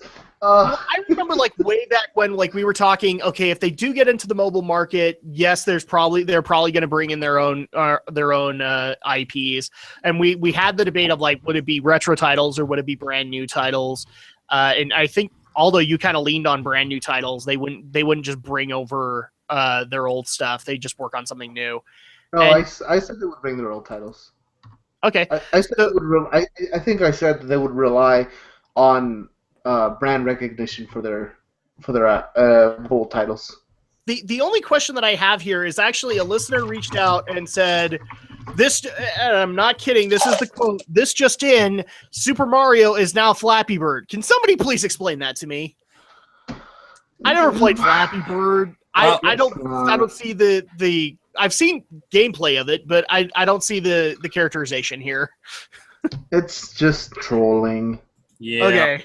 I'm just like, oh, Jiminy Christmas. So yeah, Super Mario Run is a thing. It's coming out. It's going to be an app. I think it's set in the next couple of months, isn't it? Yeah. So Apple exclusive.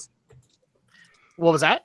It's Apple exclusive as well. Oh, I didn't hear that. I thought it was for both. The one thing I don't know if it's a timed exclusive or if it's totally exclusive. I don't think they would make it totally exclusive, but who knows? I don't know. But maybe it would probably be part of an agreement with Apple to kind of try to get into the market per se. We're thinking, okay, well, let's make this exclusive app with Apple, given that this was unveiled at an Apple trade show. So. Yeah, and we can actually confirm a couple of things that have since been figured out since then. Mario Run is being made by a veteran team. I'm not surprised by this. Nintendo isn't talking about the customizable Mushroom Kingdom just yet, although another big announcement was that Mario Maker is going to be coming to the 3DS, so you can do it there. How Toad Rally lets you play against people on the internet. Okay. Your Miitomo friends will cross over into Super Mario Run, on how Nintendo is thinking up courses. All of this is intriguing to me. I might pick this up just to say I did. I also found it interesting that they have announced that I think we're going to get an Animal Crossing in 2017, 2018, and a Pokemon. I think it was no, they're a Fire Emblem. Fire Emblem. Where are the ones that are going to be moving over into mobile? Adam. Hey, yes. We already have a mobile Pokemon app. Yes, we do. It's called Pokemon Go. And I'm glad you pointed that out. You're one of 50 that brings it up to me, and now I have to do a video on it because, well, thank you guys for the 100 subscribers. But anyway. Oh, also on that note, I'm not just saying that to poke at you. Also, they did announce that there's going to be an exclusive Pokemon Go app for their Apple Watch. Yes. All right. I still gotta. I'm sorry, but I've got to say, boo for the pun. Boo. What? Yes. Wait, I did a pun?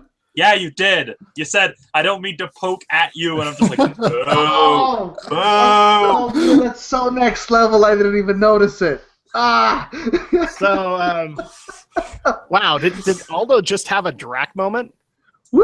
No. Where he didn't even notice that he did it? Pretty much. It's Congratulations, Aldo. Yeah, You've had a Michael doesn't blow me moment. Well, yeah, it's just this time you made sure to give Michael Bay some mouthwash first. Yeah, yeah. But I still read my sources, Drac. While punching mine, obviously. And did you not watch any of the press conferences? For Nintendo Direct? No, for this or for the Sony one? I've caught pieces here and there, but I No. didn't watch it live. You could have just said no. No, I mean I've been busy all week, so I have no problem admitting that no, I didn't get to either of these. But yes, I got the announcement that Mario runs a thing. Okay. Anyways, the other thing that we also need to talk about with Nintendo is that Nintendo's not only been busy on announcements, they've also been busy in the indie community as they have shut down over, I think it's 500 plus. 500 plus games on Game Jolt, most of which, from what I can tell on the list, are fan games of something or another. Yes, fan games of, I think there were a couple of Zeldas in there. There were Marios in there, obviously Pokemon Uranium and AM2R, which we already knew about. right. So they've been very, very busy with Game Jolt, and a lot of people messaged me on the matter and said, well, how do you feel about this given situation? And to be perfectly honest, like, we'll get into the panel's opinions on this, but I'm torn on it, because at the same time where I do applaud fan games because it does lead into development of other cool intellectual properties, and I think it is actually a great avenue for developers to start. I mean, for crying out loud, Braid started as kind of a Mario-esque clone and then became Braid. So I have no problem with that. But when people stick to just the fan games, to the Kaizo Marios, to all of that stuff, that I tend to be on more Nintendo's side, is that it's you recreating Mario in your own image, and well, it's not your intellectual property to work with. Kind of thing. Another thing to consider here, especially given the update that's on the Tech Raptor story, is that the main point of contention with Nintendo against Game Jolt, it was that it was an issue of monetization, where people who were uploading games to the site were getting 30% of the ad revenue, and that's where it gets kind of pretty clear, like, okay, it's not just fan games, taking down fan games for the sake of fan games. People were making money off of these fan games, and that's what Nintendo didn't like. Which I have again, if it's your own unique work, do I have a problem with you getting money off of your work? No.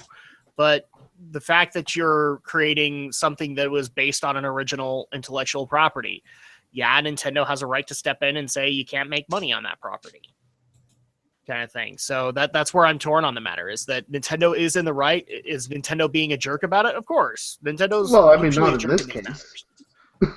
What was that? Not in this case. They're not being jerks about it. Not entirely, no. I mean, people are making money off of their properties without their permission. Yeah.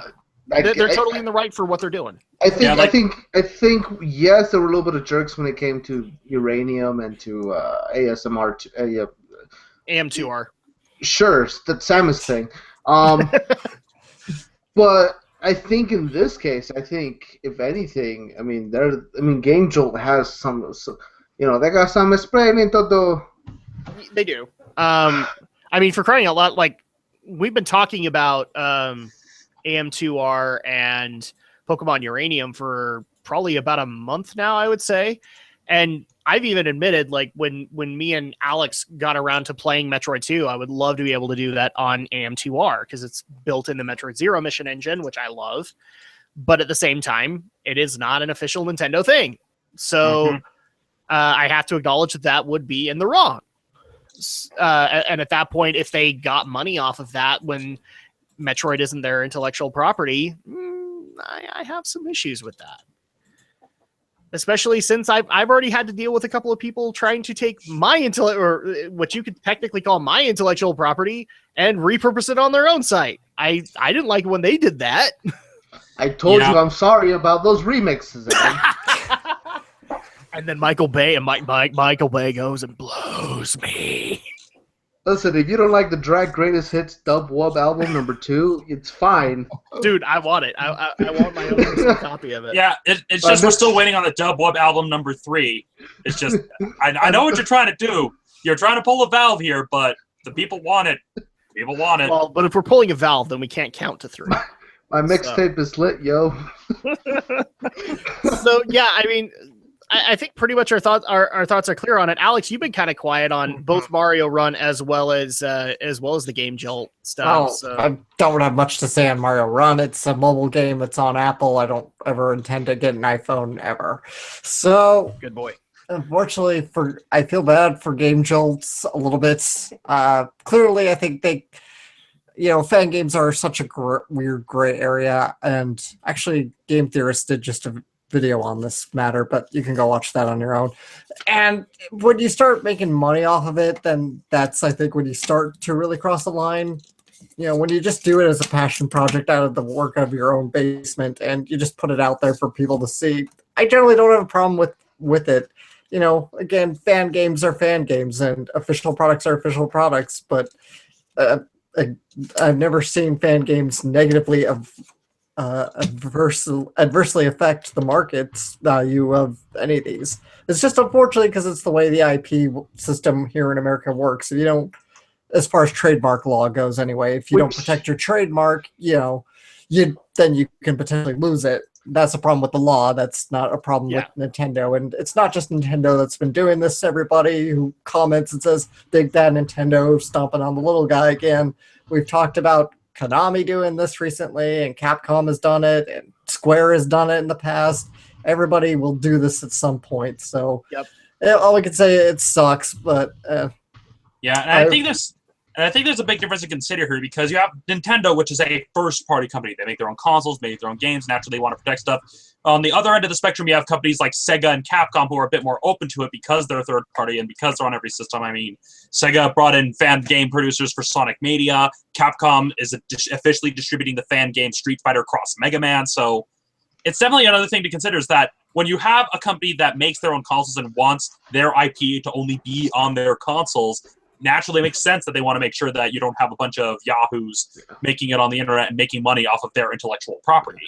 So we have a good question that got brought up in the chat. Do you think Nintendo in the future will ever become like Sega and just make games and give up the console market, or do you think they'll wow us with the NX? And No. I've answered this a number of times. I agree with Movie Bob's philosophy on this, is that Nintendo is going to fight like hell to stay in the console market, and when they actually do have to give up the ghost, they will be too stubborn to work with anybody else. That will be the end of Mario. That will be the end of Zelda. Honestly, Nintendo makes so much money from their franchises. Not even games in general, right? Like, we're talking posters, toys, just all this stuff that isn't actually video games. They make so much money off of that stuff that they're one of the very few companies that can risk, innovation, quote unquote, innovation for innovation's sake, and they can risk taking a loss, and they can take a loss, and they can accept it, and they'll just move on to the next thing that works. They have absolutely no real worry about, sure, if they lose money, that doesn't look good for them, but they're still bringing in billions of dollars that they'll just brush it off and move on to the next project. Yeah, but I honestly I don't think they will ever become like a second party developer like Sega did. I think once they're done with consoles, they're done with the gaming market. I don't want to say as far as my idea of that goes, I don't think Nintendo necessarily will withdraw altogether from the gaming market. But if it came to the point they had to redevelop their business strategy to the point they can't make first party consoles anymore, personally, I think they would just stop making consoles, but still continue to make handhelds and mobile gaming. Really, that would really be their continuation. Is they'd make more handhelds, and all their properties would stay on the handheld. Yeah, because one thing that a lot of people tend to forget is that Nintendo started out as a toy company, so they already have a very strong base there. Where it's okay, video games aren't working, we still have all these IP, we can just make our money through toys, various gimmickry stuff. I mean, if you look at the kind of toys that come out of Japan, I mean, basically, even if it gets to the point where Nintendo no longer is able to make money off of consoles, they're not going to even be completely down. They'll just revamp. It's okay, you want to see the next iteration of Zelda? Buy this special Zelda toy thingy that lets you experience the new story in some regard. I'm sure they'll find a way because they have a really strong background. They went from being a company that made playing cards to a toy company to a game company. So they would just adapt. The bottom line here that we're all kind of saying is, are you ever going to see a Zelda title on a PlayStation? No. Honestly, I think. I mean, I know we're not really talking about this thing as a giant broad topic at the moment, but honestly, I think Sony and Microsoft are more likely to duck out of the games business before Nintendo. Yes, absolutely. Nintendo, I think, is so stubborn on the matter that they actually could outlast Sony or Microsoft simply because. I don't think it's necessarily stubborn. I think they just have a very good market. Yeah, I think you're absolutely right, but I also think part of that is because they've been as aggressive as they have in the past, and that motivation is aggressively taking down your games. Boom. Well, yeah, it's just they've been, to use a boxing analogy, Nintendo has been like a pretty strong player. They're not quite at the Mike Tyson level where they're going to have to bite off Sony's ear in the middle of a match, but they're. It would be funny if that was like their way to basically get Sony and Microsoft out of the market was to basically out hardcore them. That'd be awesome. Well, when you think about it, though, they kind of did that though with the initial concept of the PlayStation, which when it was going to be an add-on, I think they already did bite off Sony's ear, which is why Sony got revenge with the PlayStation. That's the other thing to consider too, is like whether or not companies like Sony would actually work with Nintendo. Nintendo's burned some bridges. More than some. They burned a lot of bridges. They burned a lot of bridges. So at that point, like, would Sony embrace them? Probably not. You could say that Nintendo's almost like an island nation in the world of gaming. They really are, yeah. Like, you know, I hate to go for the Family Guy joke, but they are Pretoria as far as anybody knows. No, I meant a better example would be, a better example would be that I know what you were going for. Yes, Japan. Well, better way to think about it, if you're thinking of terms of warlords, Nintendo is the third Tokugawa that said, you know what, close all the borders, kick out all the missionaries, we'll only let the Dutch people come in. And whereas you have Sony, you have Microsoft trying to be like Nobunaga, trying to conquer everything. You've got Sony trying to be like Shingen, and then Nintendo's basically the Tokugawa. Yeah, pretty much. So yeah, I think we pretty much covered this subject. So final thoughts on Nintendo versus Game Jolt, as well as Super Mario Run, and also the upcoming mobile titles. Now Nintendo's officially in the mobile market. That just leaves me to wonder, if you're playing Super Mario Run on the toilet, does that mean you have the Super Mario Runs? I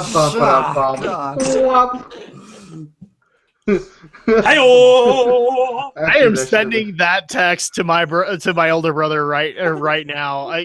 Can somebody give me a minute? I want to run this joke by him because I think it'll be the awesomest joke he's seen all day. Yes, exactly. You have the Super Mario Runs. Yeah, join us here every week for more cringeworthy puns, and join us for more geek news reviews and Japanese history. Try the deal. You know, on that note, if you haven't seen the History of Japan video that's floating around on YouTube, do yourself a favor and watch it. Even if you're not a fan of Japanese history, the presentation alone is worth it. So, moving on into the next story that we have. This one is a little bit interesting in the fact that some people actually came to me and said they were mad about it. And it's the fact that Koji Igarashi came out earlier this week, I believe, and announced that unfortunately Bloodstained Ritual of the Night is delayed until 2018. And the reasons that he gave were pretty much, and to quote him, "The last thing I want to do is keep our backers waiting, but after receiving such incredible support, I feel responsible for delivering the best product I possibly can. Again, I offer my sincerest apologies." So basically, he's saying that he wants to not, he doesn't want to release a bad game. He wants to have that extra time to be able to work on it. I hate to say this, he's going for the Blizzard mantra, it'll be done when it's done. Yeah, and alternately, it's very much, he doesn't want to pull any Inafune, basically. Yeah, he's pretty much going like, do you want Mighty Number 9? Because this is how you get Mighty Number 9. Yeah, exactly. Exactly. Which, to be fair, this is also how Mighty Number 9 started. So this could either be a very good. I mean, here's the facts. This is a man who's always worked with a giant studio and a dedicated team of developers. This is his first time really on his own without the entire team or the entire support of a studio. Him saying that he needs more time to make this game good, honestly, is a gray area. We could actually end up with another Mighty Number 9, or we could actually end up with something really good. Time will tell. Mm-hmm. The only big difference, though, is that Iga's been a bit more transparent from the get-go about how his Kickstarter's been working, saying, hey, this Kickstarter is to show interest. I have other people funding the thing. And according to an official statement on the Kickstarter page, it says that he's bringing on additional developers and has moved the estimate. And so it's very much a case that could go either way. Could maybe the investors are basically, I mean, especially after Mighty Number 9, the investors are probably thinking, you know what, yeah, let's not rush it. Take your time, because we don't want to be made fun of by Sega. Like, because, I mean, literally, the Sega Twitter had a field day with all of the... But see, here's the thing that I actually want to point out. At least as far as my opinion is concerned. Like, should I be mad for Bloodstained Ritual of the Night delayed? I'm not. And technically, Aldo is correct. You could get Mighty Number 9. You could get piece of crap game out of the delay from Bloodstained. I still want to give him the time. And the reason I want to give him the time is because I'm part of the generation that had to wait 5-6 years for another iteration in their favorite intellectual properties. So I have no problem giving that extra time because I know I'm going to get a quality product out of it. And therefore, especially with Iga, I know that I'm going to get a good product out of it. I've seen the demo. I'm not a backer, so unfortunately I don't have the demo. But I've seen the demo for Bloodstained, and I'm not disappointed by it. If he wants more time to work on it to make it better, yeah, by all means. And honestly, like I said, if you wait, one more year or whatever, yeah, it could be another Mighty Number 9, as opposed to if he released it on schedule, it will be a Mighty Number 9. Yeah, Can we just make that official? Instead of calling games a piece of crap, can we just call them Mighty Number 9s? No, because unlike most, and this is actually going to shock some people later on this week, I don't hate Mighty Number 9. But you like Strider, right? I know you like good games. You mean Strider on the PS4 that I'm not supposed to mention with you ever again? I was trying to give you the benefit of the doubt, sir. Yeah. Sir. You're just like, damn it, walked right into it. Sir. Yeah. It's hard with Mighty Number 9. It is very much a case that it still did sour a lot of people's. I mean, whether or not the game, like the objective, like quality of the game, that's varies from person to person. But the PR and the marketing, the marketing dumpster fire that is Mighty Number 9 still is a very good case. That is very much, we can probably call a spectacularly failed Kickstarter project a Mighty Number 9. Better than a Mighty Number 2. Let me put it this way. I like your pun right there, Rami. I really did. 2 for 2. Again, I don't absolutely hate Mighty Number 9 like a lot of people do. I think that it's an okay game. Do I think it's Game of the Year? No, not by any stretch. But should it have gotten $4 million? Probably not. And so at that point, I'm not absolutely hating it, but at the same time, I'm not going to call it the worst thing ever. Well, here's the thing. I'm not, just to kind of go off of what you said, I think it did deserve $4 million. Is it a product representative of what $4 million can do? No. Not at all. No. Yeah, honestly, the warning signs were already present when they started trying to do Red Ash. That was where. Oh yeah. Now, if Iga decides to go and try to get another game funded, then we'll have cause for concern. But that's one of the things that, bringing it back to here, I'm actually happy that he's solely devoted to Bloodstained. He's not talking about Bloodstained 2. He's not talking about another iteration in the Bloodstained series, which a lot of people with these Kickstarters that do really, really well, they start doing that. Mm-hmm. And so at that point, I think Iga has enough respect for the backers that he's saying, look, I know this is another delay, but I'm wanting to give you exactly what you're paying for. I want to give you a good experience. Alex, you're the only one that hasn't really chimed in on this one. Your thoughts on delaying Bloodstained Ritual of the Night for a year for the reasons that he's given?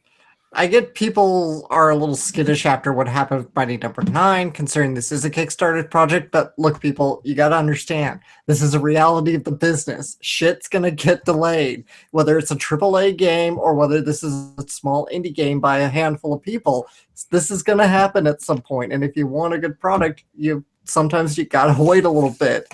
And you know what? I'm also playing a bit of a waiting game too, because I've gotten 2 delays for Shantae Half Genie Hero, but it's okay because it's just WayForward saying they want to make the best product possible. They're trying to take a little more time to tighten it up. It's a fact of life. Not everything that's delayed turns into Duke Nukem Forever or Mighty Number 9.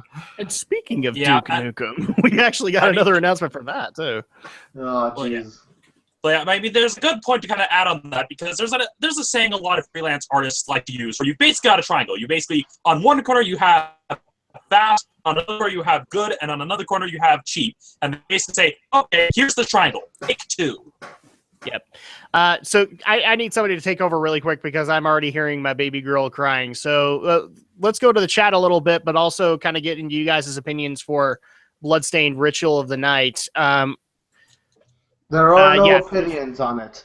Okay, I so just actually, made a let's go comment ahead and about move throwing on into up. the next story because I need to go help out with baby right. girl for a second. All right, cool. And the next story that we're talking about is that the big announcement of Crunchyroll and Funimation uniting to expand access to anime.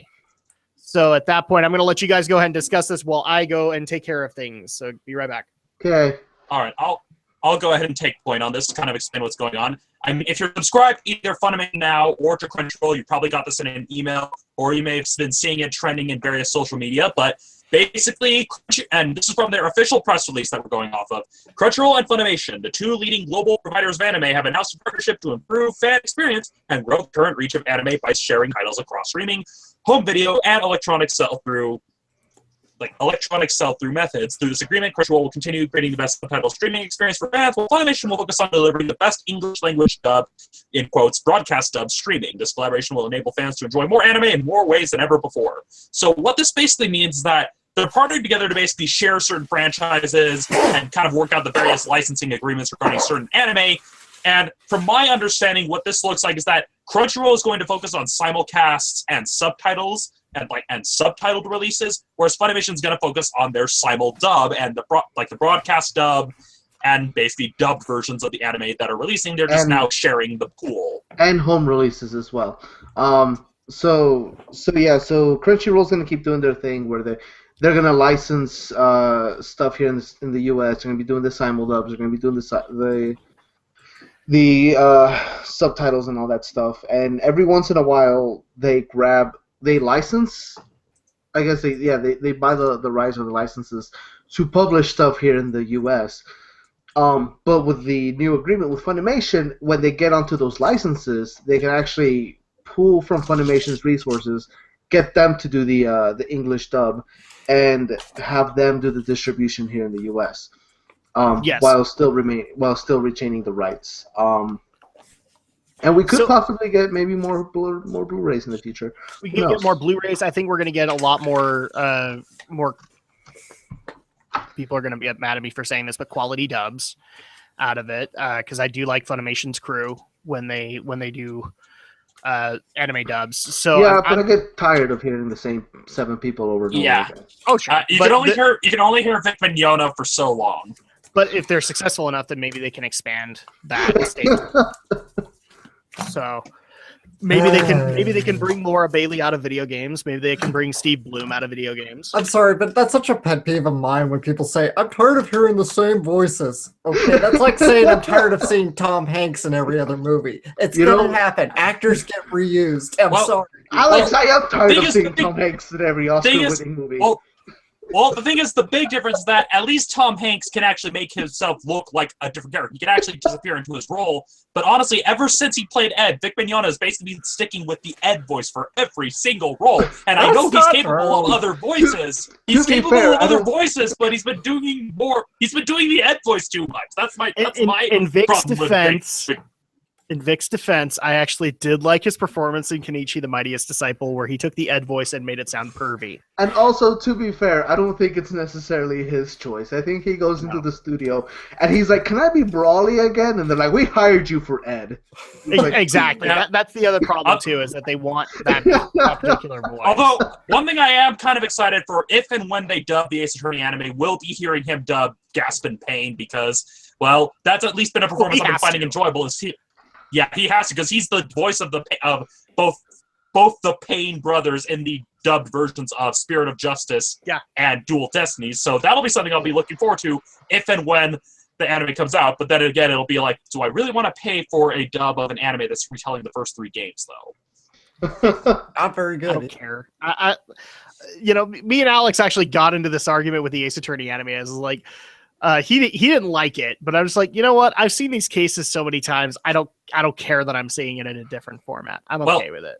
I'll go see it. Well, it's a good thing I wasn't in that debate because I also didn't particularly care for it. But that's a separate rant for another time. Yeah. So, I mean, obviously, you guys have given your opinions on Crunchyroll merging with Funimation. I love it. I think it's a wonderful deal that can. I mean, we barely started. I mean, it was only. Yeah, we barely started kind of when you kind of jumped in. You weren't gone that long. You were gone like 45 seconds. Yes, my wife was on it. She was awesome. So, and now we've taken care of baby girl. So, Romney, your thoughts? Well, my thoughts, it makes sense, because rather than trying to be adversarial and competitive, they figured, okay, Funimation focuses on dubs, Crunchyroll focuses on subs, let's try to pool our resources and basically work out some sort of agreement rather than trying to compete with each other, because that was kind of a hard sell with Funimation's anime service. Yeah, you had more people going to Crunchyroll because the infrastructure was there. It's like, okay, you've got simulcasting, you can do it on different mobile devices, the subscription fee is reasonable, and whereas Funimation with this arrangement can say, okay, Crunchyroll, you take all the subs, we'll focus our entire service on the anime that we dub for broadcast dub, and have that be their main focus, since they're trying to do the quote-unquote simul dub, where they would dub, where they have an episode dub within a couple of weeks after, or within a week after the episode is aired in Japan. Which I think it averages 3 weeks. Yeah, I'm still wary of the concept, but I can kind of see what they're going for. And I think it makes sense for Funimation to think, okay, let's focus on that for the people who like dubs, and that'll be the people that we will cater to, whereas Crunchyroll will be catered to the people who are sub-only proponents. So, yeah. Romney, just as a heads up, it usually takes anywhere from a week to 3 weeks when they do the simul dubs. But that's also not the final dub. So when they do a home release, they actually go over it again. Yeah, that's kind of what worries me. Like, they do go over it again. I'm just worried. We're already seeing the mentality for anime series being broadcast where it's just like, we'll fix it for the Blu-ray. I'm just thinking, are we starting to see that kind of ripple into the U.S. anime market now? Well, I mean, if they want to keep up with, the demand of internet streaming, yeah.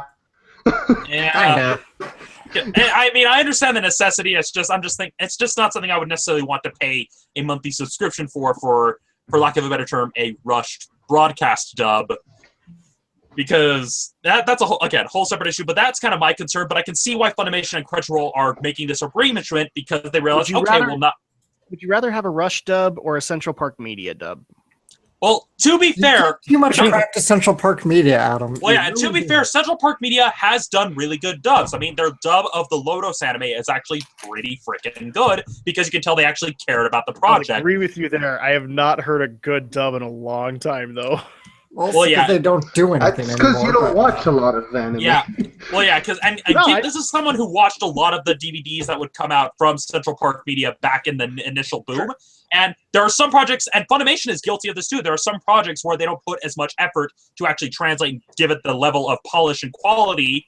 I mean, for example, you have stuff like Dragon Ball Z, or off the top of my head, something like Death Note or Attack on Titan, where Funimation will go that extra mile to make the dub work and kind of tweaking lines as necessary and basically give it their all. But then you get stuff like, well, the various eroge anime adaptations like Master of Martial Arts that for some reason got licensed because of fan demand, even though it had no reason to be.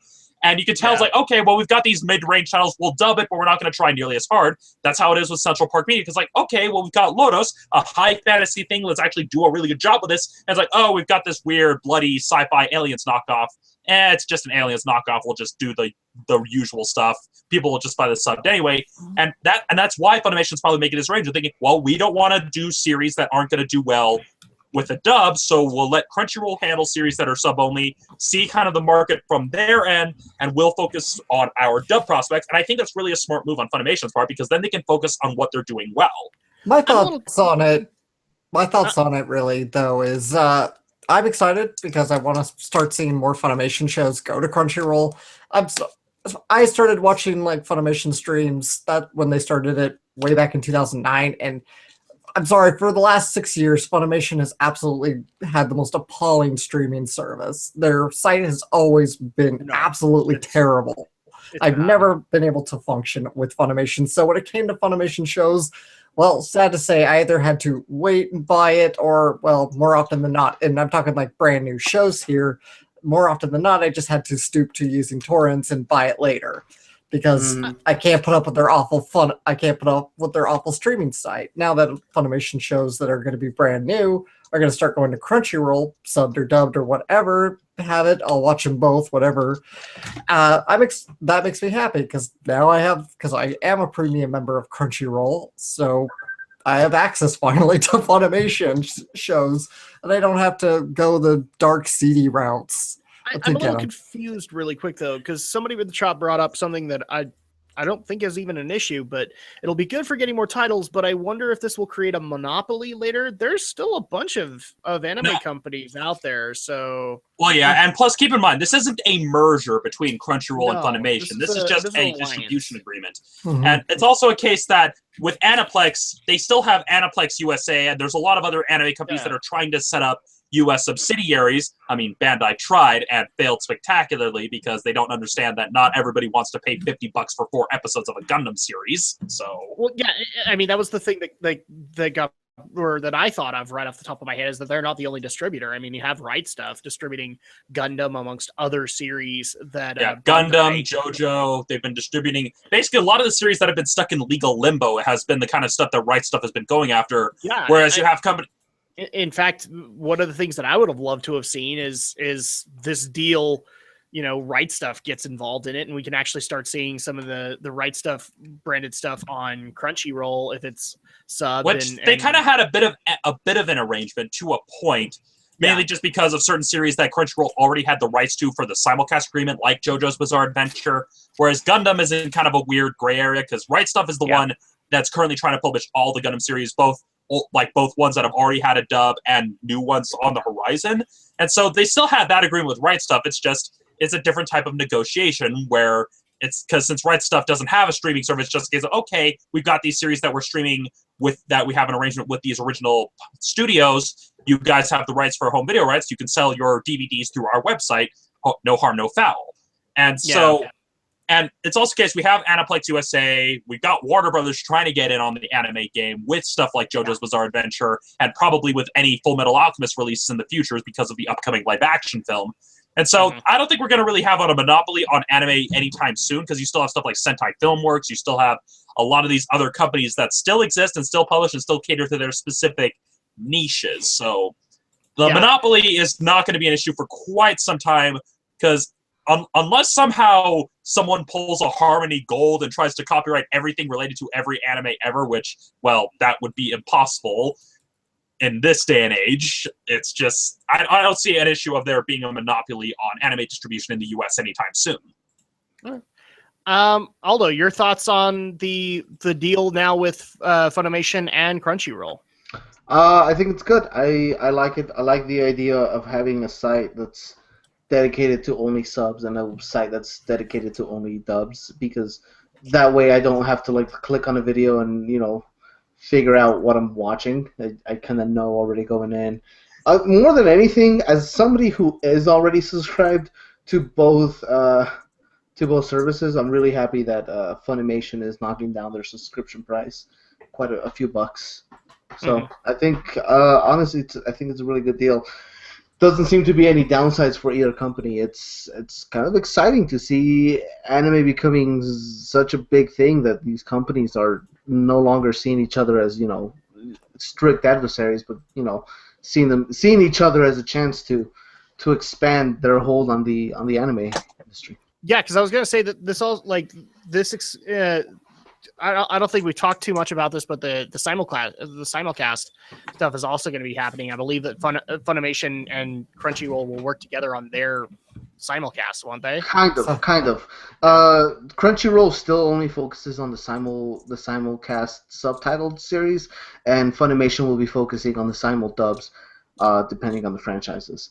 I think part of what's more exciting about this is as the two companies work together and kind of expand on their reach essentially out into the streaming market, is Japanese companies will look at them and they'll be like, yeah, we could partner up with company C, or we could partner up with company A or B, Crunchyroll or Funimation, because there's a guarantee that our franchise will reach out a bigger audience. Well, yeah. At the same time, though, you also have issues like with 4Kids, where they have like large franchises, but the original company producing it, because 4Kids was bought out by Konami, and so for something like Yu-Gi-Oh, it's not even a case of, oh, yeah, you could go with either Funimation or like, no, Konami owns 4Kids Media, and so they basically have the whole like worldwide rights to. Yeah, no, but I mean, I'm not talking about like established franchise. I'm just talking about new stuff that's coming out. It'll be exciting to know. And like Your Lie in April, I probably, if this deal would have happened, 2 years ago, I probably wouldn't have had to wait 2 years for a Your Lie in April dub to happen. Yeah. This is true. I mean, this actually opens the door for a lot of potential series to finally get their dubs and to finally get the recognition that a lot of fans would want them to get. It's one of those things where, I mean, for crying out loud, I haven't, because Premium, I think, is the paid service for Crunchyroll, right, Alex? Yeah. I haven't paid Crunchyroll in a good long time, and because of this announcement, I'm actually going to go and do it, because now I have the potential of getting so much more access to things that not only I love, but also things that I might want to branch out and try. Mind you, Adam, because I think before the podcast you were saying this, you're not going to get dubbed on Crunchyroll. Are we absolutely not going to get, like, I understand, like, no new simul-dubbing, but I want to say potentially we'll get some other, like, slightly older shows dubbed on the platform. So the reason why I keep saying I don't think so is because as far as everything I've read from both of their newsletters and press releases, as well as some of the videos they've released, it doesn't seem like it. They just released Cowboy Bebop on Crunchyroll, and it's only in Japanese with subtitles. Mm-hmm. Yeah. The stuff that I've read on the matter has said that there's potential or there's possibility in bringing dubs over to Crunchyroll, but they're not there yet. Yeah. And keep in mind, there's probably a lot of exceptions to the various contracts and agreements between Crunchyroll and Funimation. I mean, you have, like, for example, exceptions that Toei allowed Crunchyroll to have simulcast agreements for One Piece, while Funimation still has the rights for the dub and all of the various fun legal stuff that entails. So there's probably a lot of fine print to this agreement that we're not being told. Yeah. So Alex, to your point, or to your question is, I'm not 100% sure myself. From everything I've understood, it seems like they're going to stick strictly to one is dubs and one is subs type thing, at least for like the very near future. Maybe as they expand and contracts get more intricate, maybe. I would think that your prediction on this matter would probably be a lot more accurate than mine. But it could just depend as it develops. Yeah, we have to look at this deal as what it is, which is basically Crunchyroll and Funimation getting their feet in the water.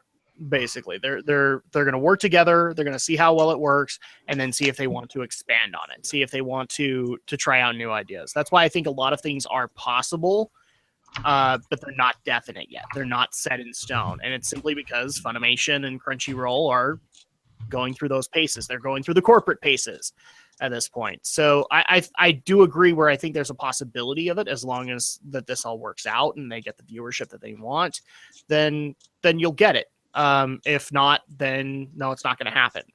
And so unfortunately for all the stuff that you want to see on Crunchyroll that would be dubbed, it's not going to be there, kind of thing.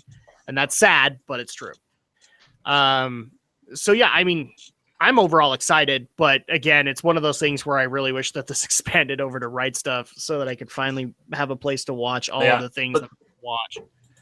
Well, that would be a separate negotiation, and especially in the case of Gundam, though, a lot of the difficulty regarding Gundam is on Bandai's part, because Bandai is an awful, awful company. I agree, and it's dumb, but it's just the way it is. That's the business. So, final thoughts that we want to get into before we get into our discussion for the night. It's a brave new world. It's be interesting to see where it goes from here. I have a feeling that this is gonna pique the interest of all of our panelists, including probably Brenton as well. I mean, I don't know if he currently has Crunchyroll, but he might. He's an anime fan, so at that point he might actually bring it in. Can I just say how kind of giddy it makes me that this is fairly like mainstream news when like Oh yeah. 10 years ago, this would have been so under the table that nobody would know about it. Oh, dude, Google News would have found this irrelevant. Yeah. Well, yeah, and I mean, go ahead. well, especially when you consider that a bunch of titles have been leaving Hulu that Funimation has the rights to. It's also kind of an explanation for a lot of that. That one of the people in discussion also brought up how everything that going on explains why a bunch of titles have been suddenly dropping off Hulu. Yeah, because now they're looking at other avenues to get those out there. I just hope somebody doesn't try creating a website dedicated to anime dubstep, because then you have to keep track of subs, dubs, and wubs.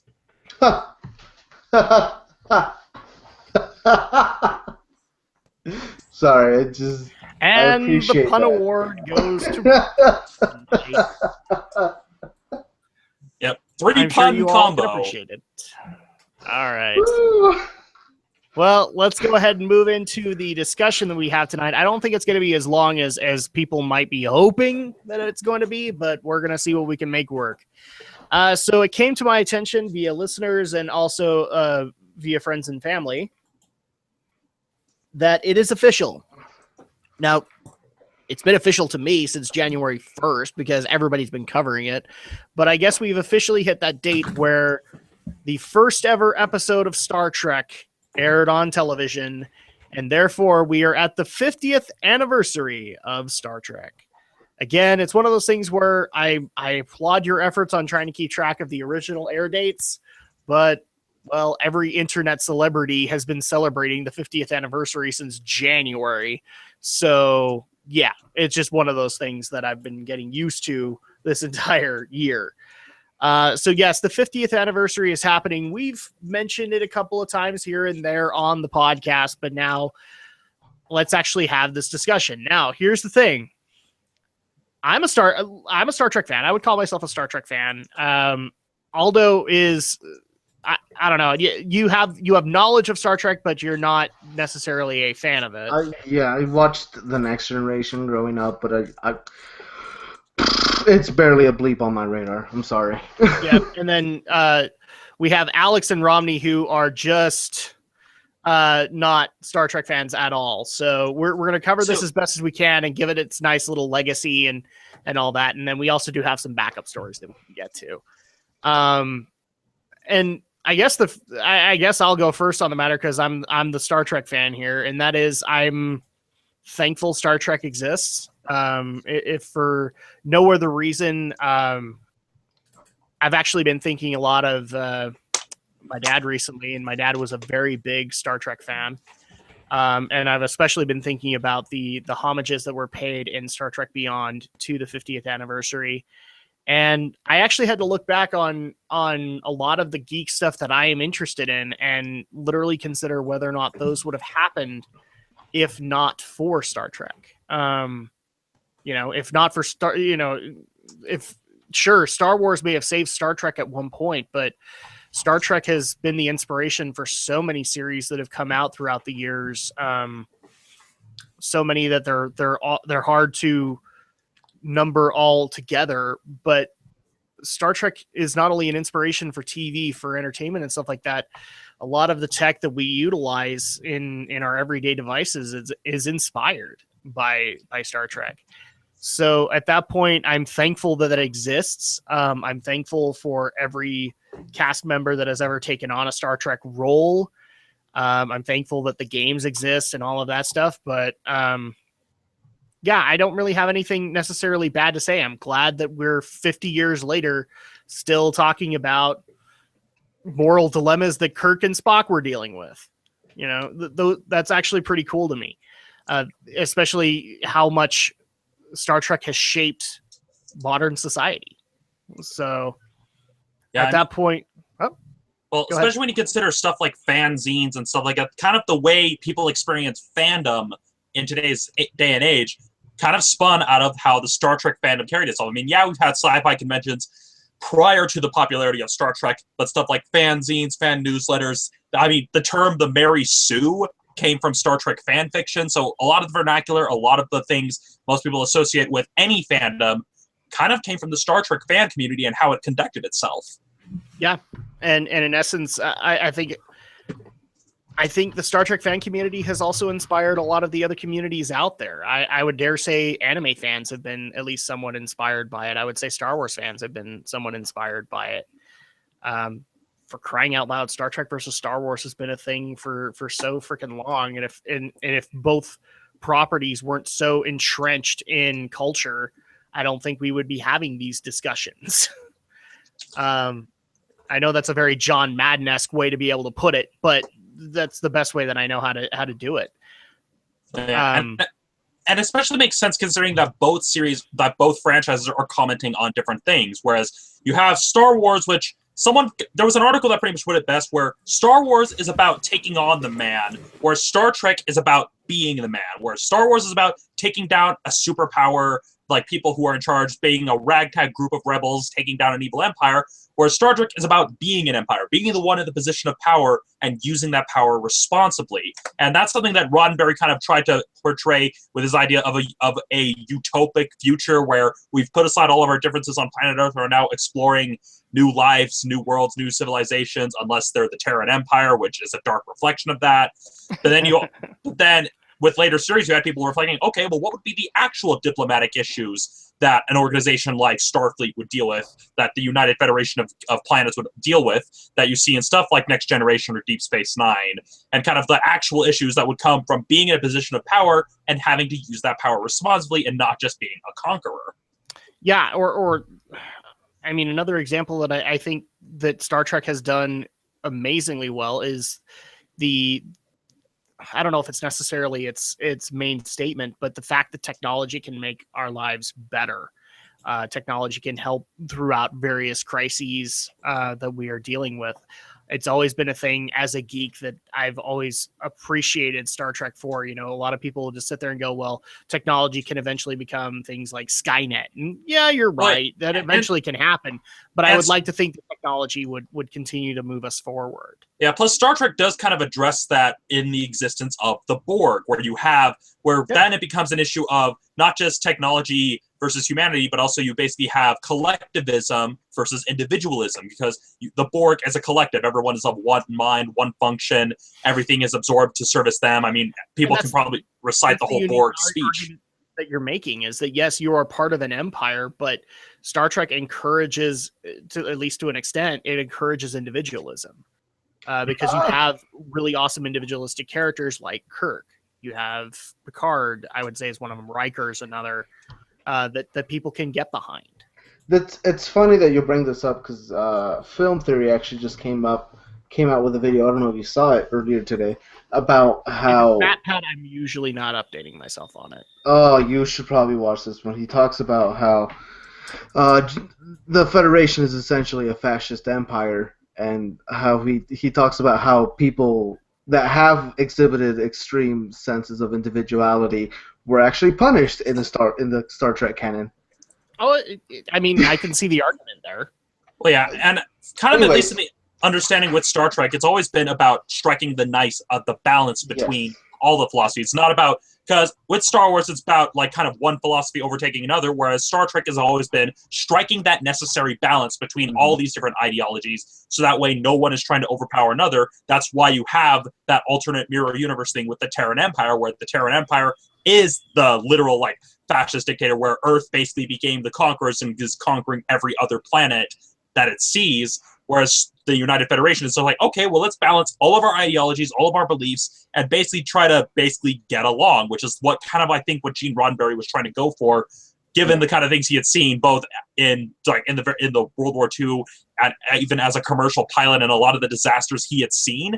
That was kind of what he was hoping to create a better future by showing that, hey, we will eventually move past all the stuff we're currently dealing with in our time period. Yeah, I think as a vision of human society, I think it works super excellent because it's a society where people's roles aren't defined by their gender, race, or stereotype anymore, right? It's based on like your skills. And I think, especially at the time that the original Star Trek series came out, it preached a message so hard that people rioted because, I mean, you had the first interracial kiss. The fact that is a term that we still use, that is still, important, is telling of the stuff he was doing. The fact that Star Trek tried, or I don't even think they were actually trying in the episode, but the fact that a lot of people made the comment of Star Trek tackled racism in the way that they did in the episode that they quote for it, and it's not even tackling racism. It's tackling the basis of that episode is tackling terrorism. Yeah, kind of thing. I mean, to be fair, most of Star Trek is tackling terrorism. Oh yeah. But I mean, well, yeah, and then you also even have explorations of how ideologies that people think are good can be twisted over time. There's that episode where they end up on a planet with kind of the Mongols, but then they realize it's more or less a post-apocalyptic version of Earth, and the sacred document that they're reading off of is the U.S. Constitution, and they're not even remembering how the words are properly pronounced, and I remember, and as hammy as Shatner's acting is, I remember the whole speech of him kind of breaking down and explaining how the Constitution applies to both sides of these races that have been at war on this planet, and giving this whole speech. Yeah, it's incredibly hammy, incredibly cheesy, but it is the same thing. Like, hey, you can't lose sight of what these ideals initially stood for. Yeah, exactly. I mean, one of the, we were talking about how racism got brought up a lot of times. One of the things we brought up before the podcast even started was another episode that you, Romney, were aware of. It actually is one of my favorites, where Data is on trial because they actually have to ascertain whether or not he has humanity. Because that's actually a thing that we have to ask ourselves, whether or not an android has humanity, and the whole basis of Data is that he does, and that he's always expanding it. So there's tons of stuff that we could branch off into. I would love to hear what the chat has to say on Star Trek's 50th anniversary. It's one of those things that actually does kind of bring a tear to my eye, because for the legacy that Star Trek has given, not just entertainment, but culture in general, it's something that we could debate endlessly at this point. I mean, we could go into the Kirk versus Picard kind of thing and actually have legit arguments to be brought up with the messages that both original series and Next Generation brought to the mix. I especially loved how DS9 went into spirituality, and that wasn't really something that was tackled in a Star Trek series before or after it. But obviously, Alex has been kind of quiet on this matter, and so I actually am getting kind of the feeling from Alex, and probably even from Romney, we probably need to wrap it up. Not necessarily. I mean, there's a lot of points that I could keep making. It's just, there's only so much we can really say about Star Trek that we haven't already beaten into the ground. The fact that, like, its impact, kind of what it stands for.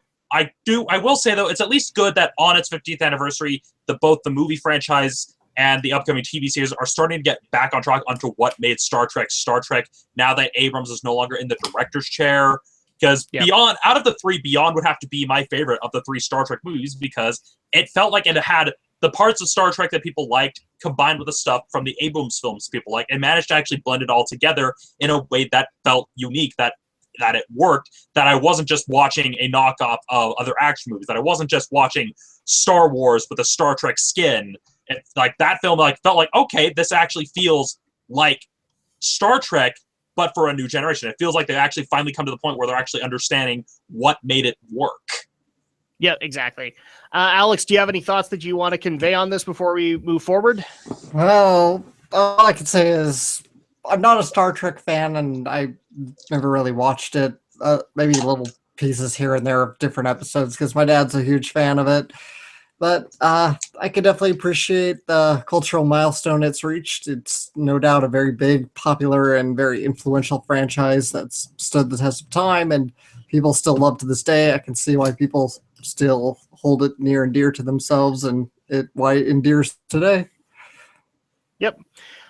So let's go ahead and go into I think we're going to have time for one backup story, so we'll go ahead and tackle it, and that is the recent update from H3H3 on the lawsuit that is going on between him and, I can't remember the other guy's name. Matt Hossenzadeh. Thank you. Which the update is pretty much, it's a lawsuit. There really isn't a whole lot of updates at this given moment. I actually like the fact that we actually did have one listener come out and go, well, then you shouldn't have made an update because that's annoying. Yeah, because if you didn't have anything to update, you shouldn't have done anything on it. Yeah, but at the same time, though, if there aren't updates for a while, then people will basically forget what's going on because of how fast news processes in today's society. If you're not constantly updating pretty much almost every freaking week, things will fall to the wayside. I mean, how long ago was it that people were talking about the CS:GO Lotto thing, and now most people don't even talk about it anymore, even though that is still very much an issue that is still being dealt with. Especially since, like, well, when I look back as a kid and go, like, a hot button issue would last for weeks. Hot button issue at this point lasts, what, hours? Before it's eclipsed on things like Twitter. So at that point, I mean, I get the sentiment here that they do need to update so that people know that it's still going on and that the awareness is a thing. But yeah, sometimes there just isn't a whole lot to report because lawsuits go forward in the way that they go forward, and that's sad. But yeah, because at this point, we're basically at the point where both sides, both attorneys and you've got the plaintiffs and defendants, basically both sides are trying to basically make their case, looking up new evidence. It's kind of what is often called the period of discovery, where you basically have both the plaintiff and the defendant's attorneys doing all the digging, doing all the information to make their case and make sure that they don't perjure themselves, which in the case of Matt Hosinzadeh is a very likely conclusion given some of the false statements they've made. And if you make such false statements in an actual courtroom, you could get thrown in jail. And if the attorney makes said statements, they can be disbarred. I mean, even in a civil trial, right? You could still get a jail sentence for it. It's called perjury, and it's a criminal offense for a reason, because if you have people making false statements under oath in a courtroom, it's messy, to say the least. Exactly. So Aldo and Alex, do you guys have any thoughts on this recent update from H3H3 on the matter? Well, it's kind of to be expected that it's a lawsuit and it's just dragging its feet like lawsuits do. But Romney's absolutely right. In the era of fast processing information, and with such an important issue that faces all of us right now, it's good to have some updates, especially updates from a person that can actually inform us of what is going on and kind of try and break down the legalese into layman's terms as best he can.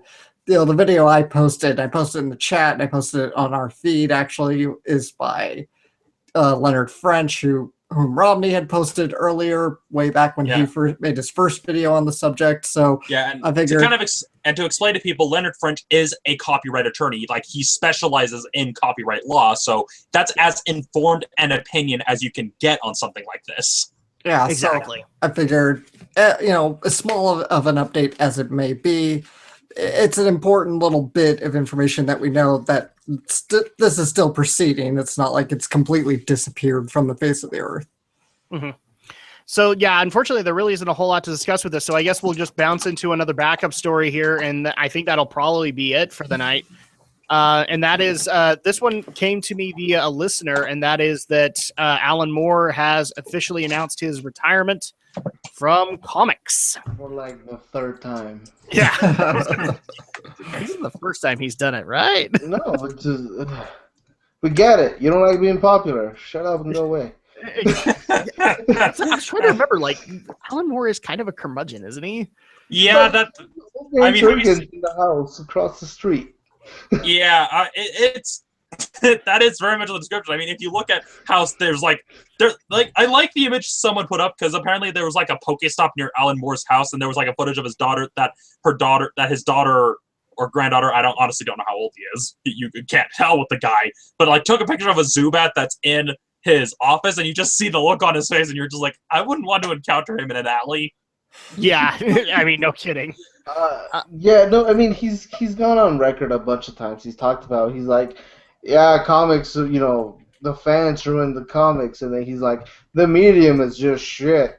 He's like, oh, I hate the work I did on comics. Comics are terrible. And it's like, we get it. He's like, I'm never gonna work on a comic again. I'll retire from comics. Herp-a-derp-a-derp. And 2016, he's like, I'll retire from comics, and it's like, okay, cool. Go write your Snake God book now. Thank you. Well, yeah. I mean, honestly, it's like, oh, the medium is crap now, says the guy who intentionally made porn. Yeah, I was going to say. This is also the guy who, like, I don't know. Just whatever. There's tons that could be said on Alan Moore. As much as I know that there's tons of praise for Alan Moore, especially for things like Watchmen and V for Vendetta, but I actually will be one of the few to say I'm not as big a fan of Alan Moore. I do not think that I think he deserves some praise for innovating comics the way he has. but I don't think he's had as big as big a place in comics as he thinks he has. Well, yeah, and I think the thing to consider is that Alan Moore is one of those writers that you need to give him limitations, because if you give him too much creative freedom, he creates, well, Lost Girls. But if you put him in the right kind of limitations, you end up with stuff like The Killing Joke, for example. Well, I mean, Killing Joke's not even all that great in 2016 anymore. Well, yeah, I'm just saying, though, point being, he's one of those writers that, given too much freedom, he gets really, really weird.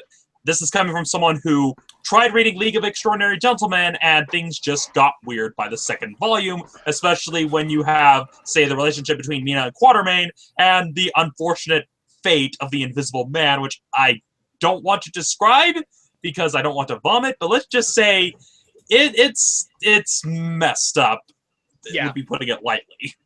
Exactly. So, I mean, while I salute him and thank him for all the contributions that he has done for comics, again, I swear this is not the first time he's announced it, and so at that point, good on you, man. Go live in your cabin in the woods. It's just in the words of the characters of Red versus Blue, where it's like, I'm retiring. That's when you just have Griff and Simmons shout, "Nobody cares!"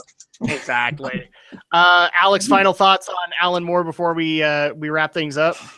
Dude, you know I don't read comics, so it's just a big who the fuck is Alan Moore, but I do know what Watchmen and League of Extraordinary Gentlemen are. I know what they are. That's about it. Okay. And I know there's a giant blue schlong in Watchmen. To be fair, though, there is way more schlong in the movie than there ever is in the comic. Yes. Yeah, though there is a T-shirt like Alex Short. Who the fuck is Alan Moore? Exactly. There you go. I want that as a hashtag as well, Romney. Get on that.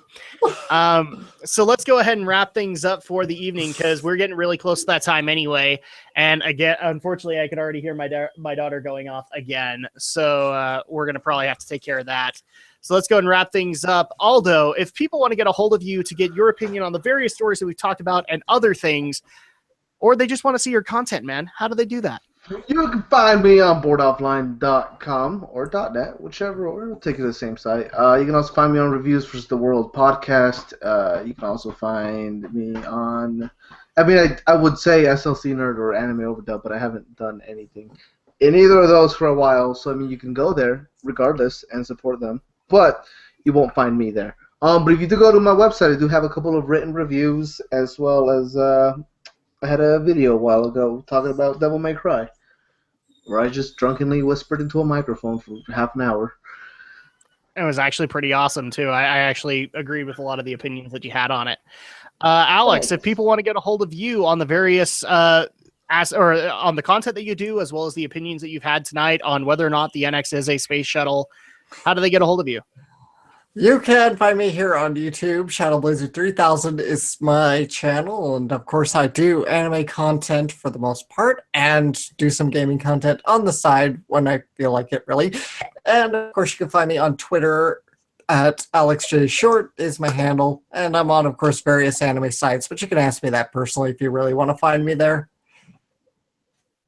All right. And Stephen Romney of Romney's Reviews. If people want to get a hold of you to see the various pieces of content that you do, as well as the opinions that you've had tonight, how do they do that?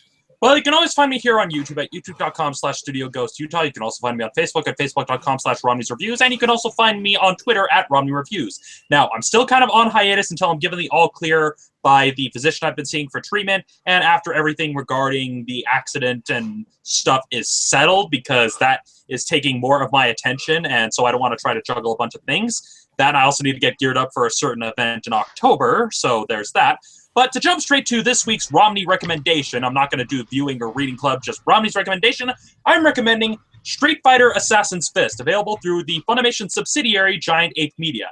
You want to see what it looks like when somebody actually does Street Fighter right? Look no further than Street Fighter Assassin's Fist, which explores kind of the history of both Ken and Ryu and their tutelage under the Master Goken and all that entailed. It's actually a really good, well-done miniseries. It's kind of cut together into a two and a half hour film. I really enjoyed it. It is the most faithful adaptation, most loving adaptation of Street Fighter I have ever seen. Better than the movie with the muscles from Brussels, and a fuck ton better than Legend of Chun-Li. So if you want an actually good Street Fighter movie, look no further than Street Fighter Assassin's Fist, available through Giant Ape Media. All right. And if people want to get a hold of me, there are two really great ways to be able to do it. One is my Twitter, which is @Drac2326. It's on the bar below. And I do try to keep up with Twitter as much as I can, but I am an old fart, and so sometimes I miss your messages. Just be patient with me. I will find them.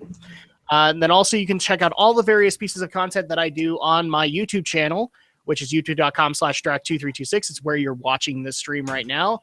And it's also where Geek News is hosted. So we have a full-on archive split into years, so you guys can check that out as well. And you can check out all the other content that I do, which is Let's Plays, game reviews. I'm doing Gaming with the Geeks with all three of these gentlemen. In fact, sometimes they make repeat appearances. So you have plenty of stuff to look forward to on that. And we're not even done, because we actually can officially announce that for local fans of the podcast, we will be at Anime Bonsai next month in late October. So you guys can look forward to that. And we're actually going to be hosting a panel there. So you guys can check that out as well. If you want to get a hold of the show directly, though, there are 4 ways to be able to do it. The first 2 are social networking. So we are on Twitter @GeekyNRO. You could follow us there, and you can also look up Geek News, Reviews, and Opinions on Facebook and like it. And for both, you'll get up-to-the-minute information when we're going live, the stuff we'll be talking about, our discussions on those matters, and also any feedback that you guys leave to us.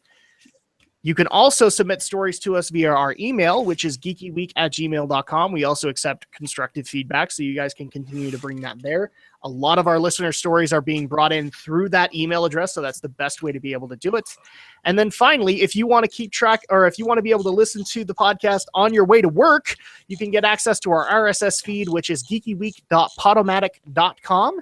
And that also is going to link up to our iTunes page, so you will be able to get all of the episodes there. And we actually have some brand new episodes coming up in the next day or two, I believe.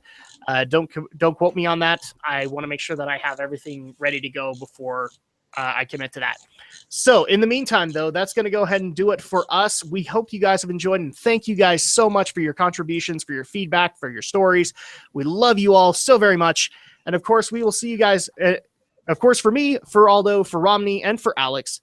We will see you guys next week for even more Geek News, Reviews, and Opinions.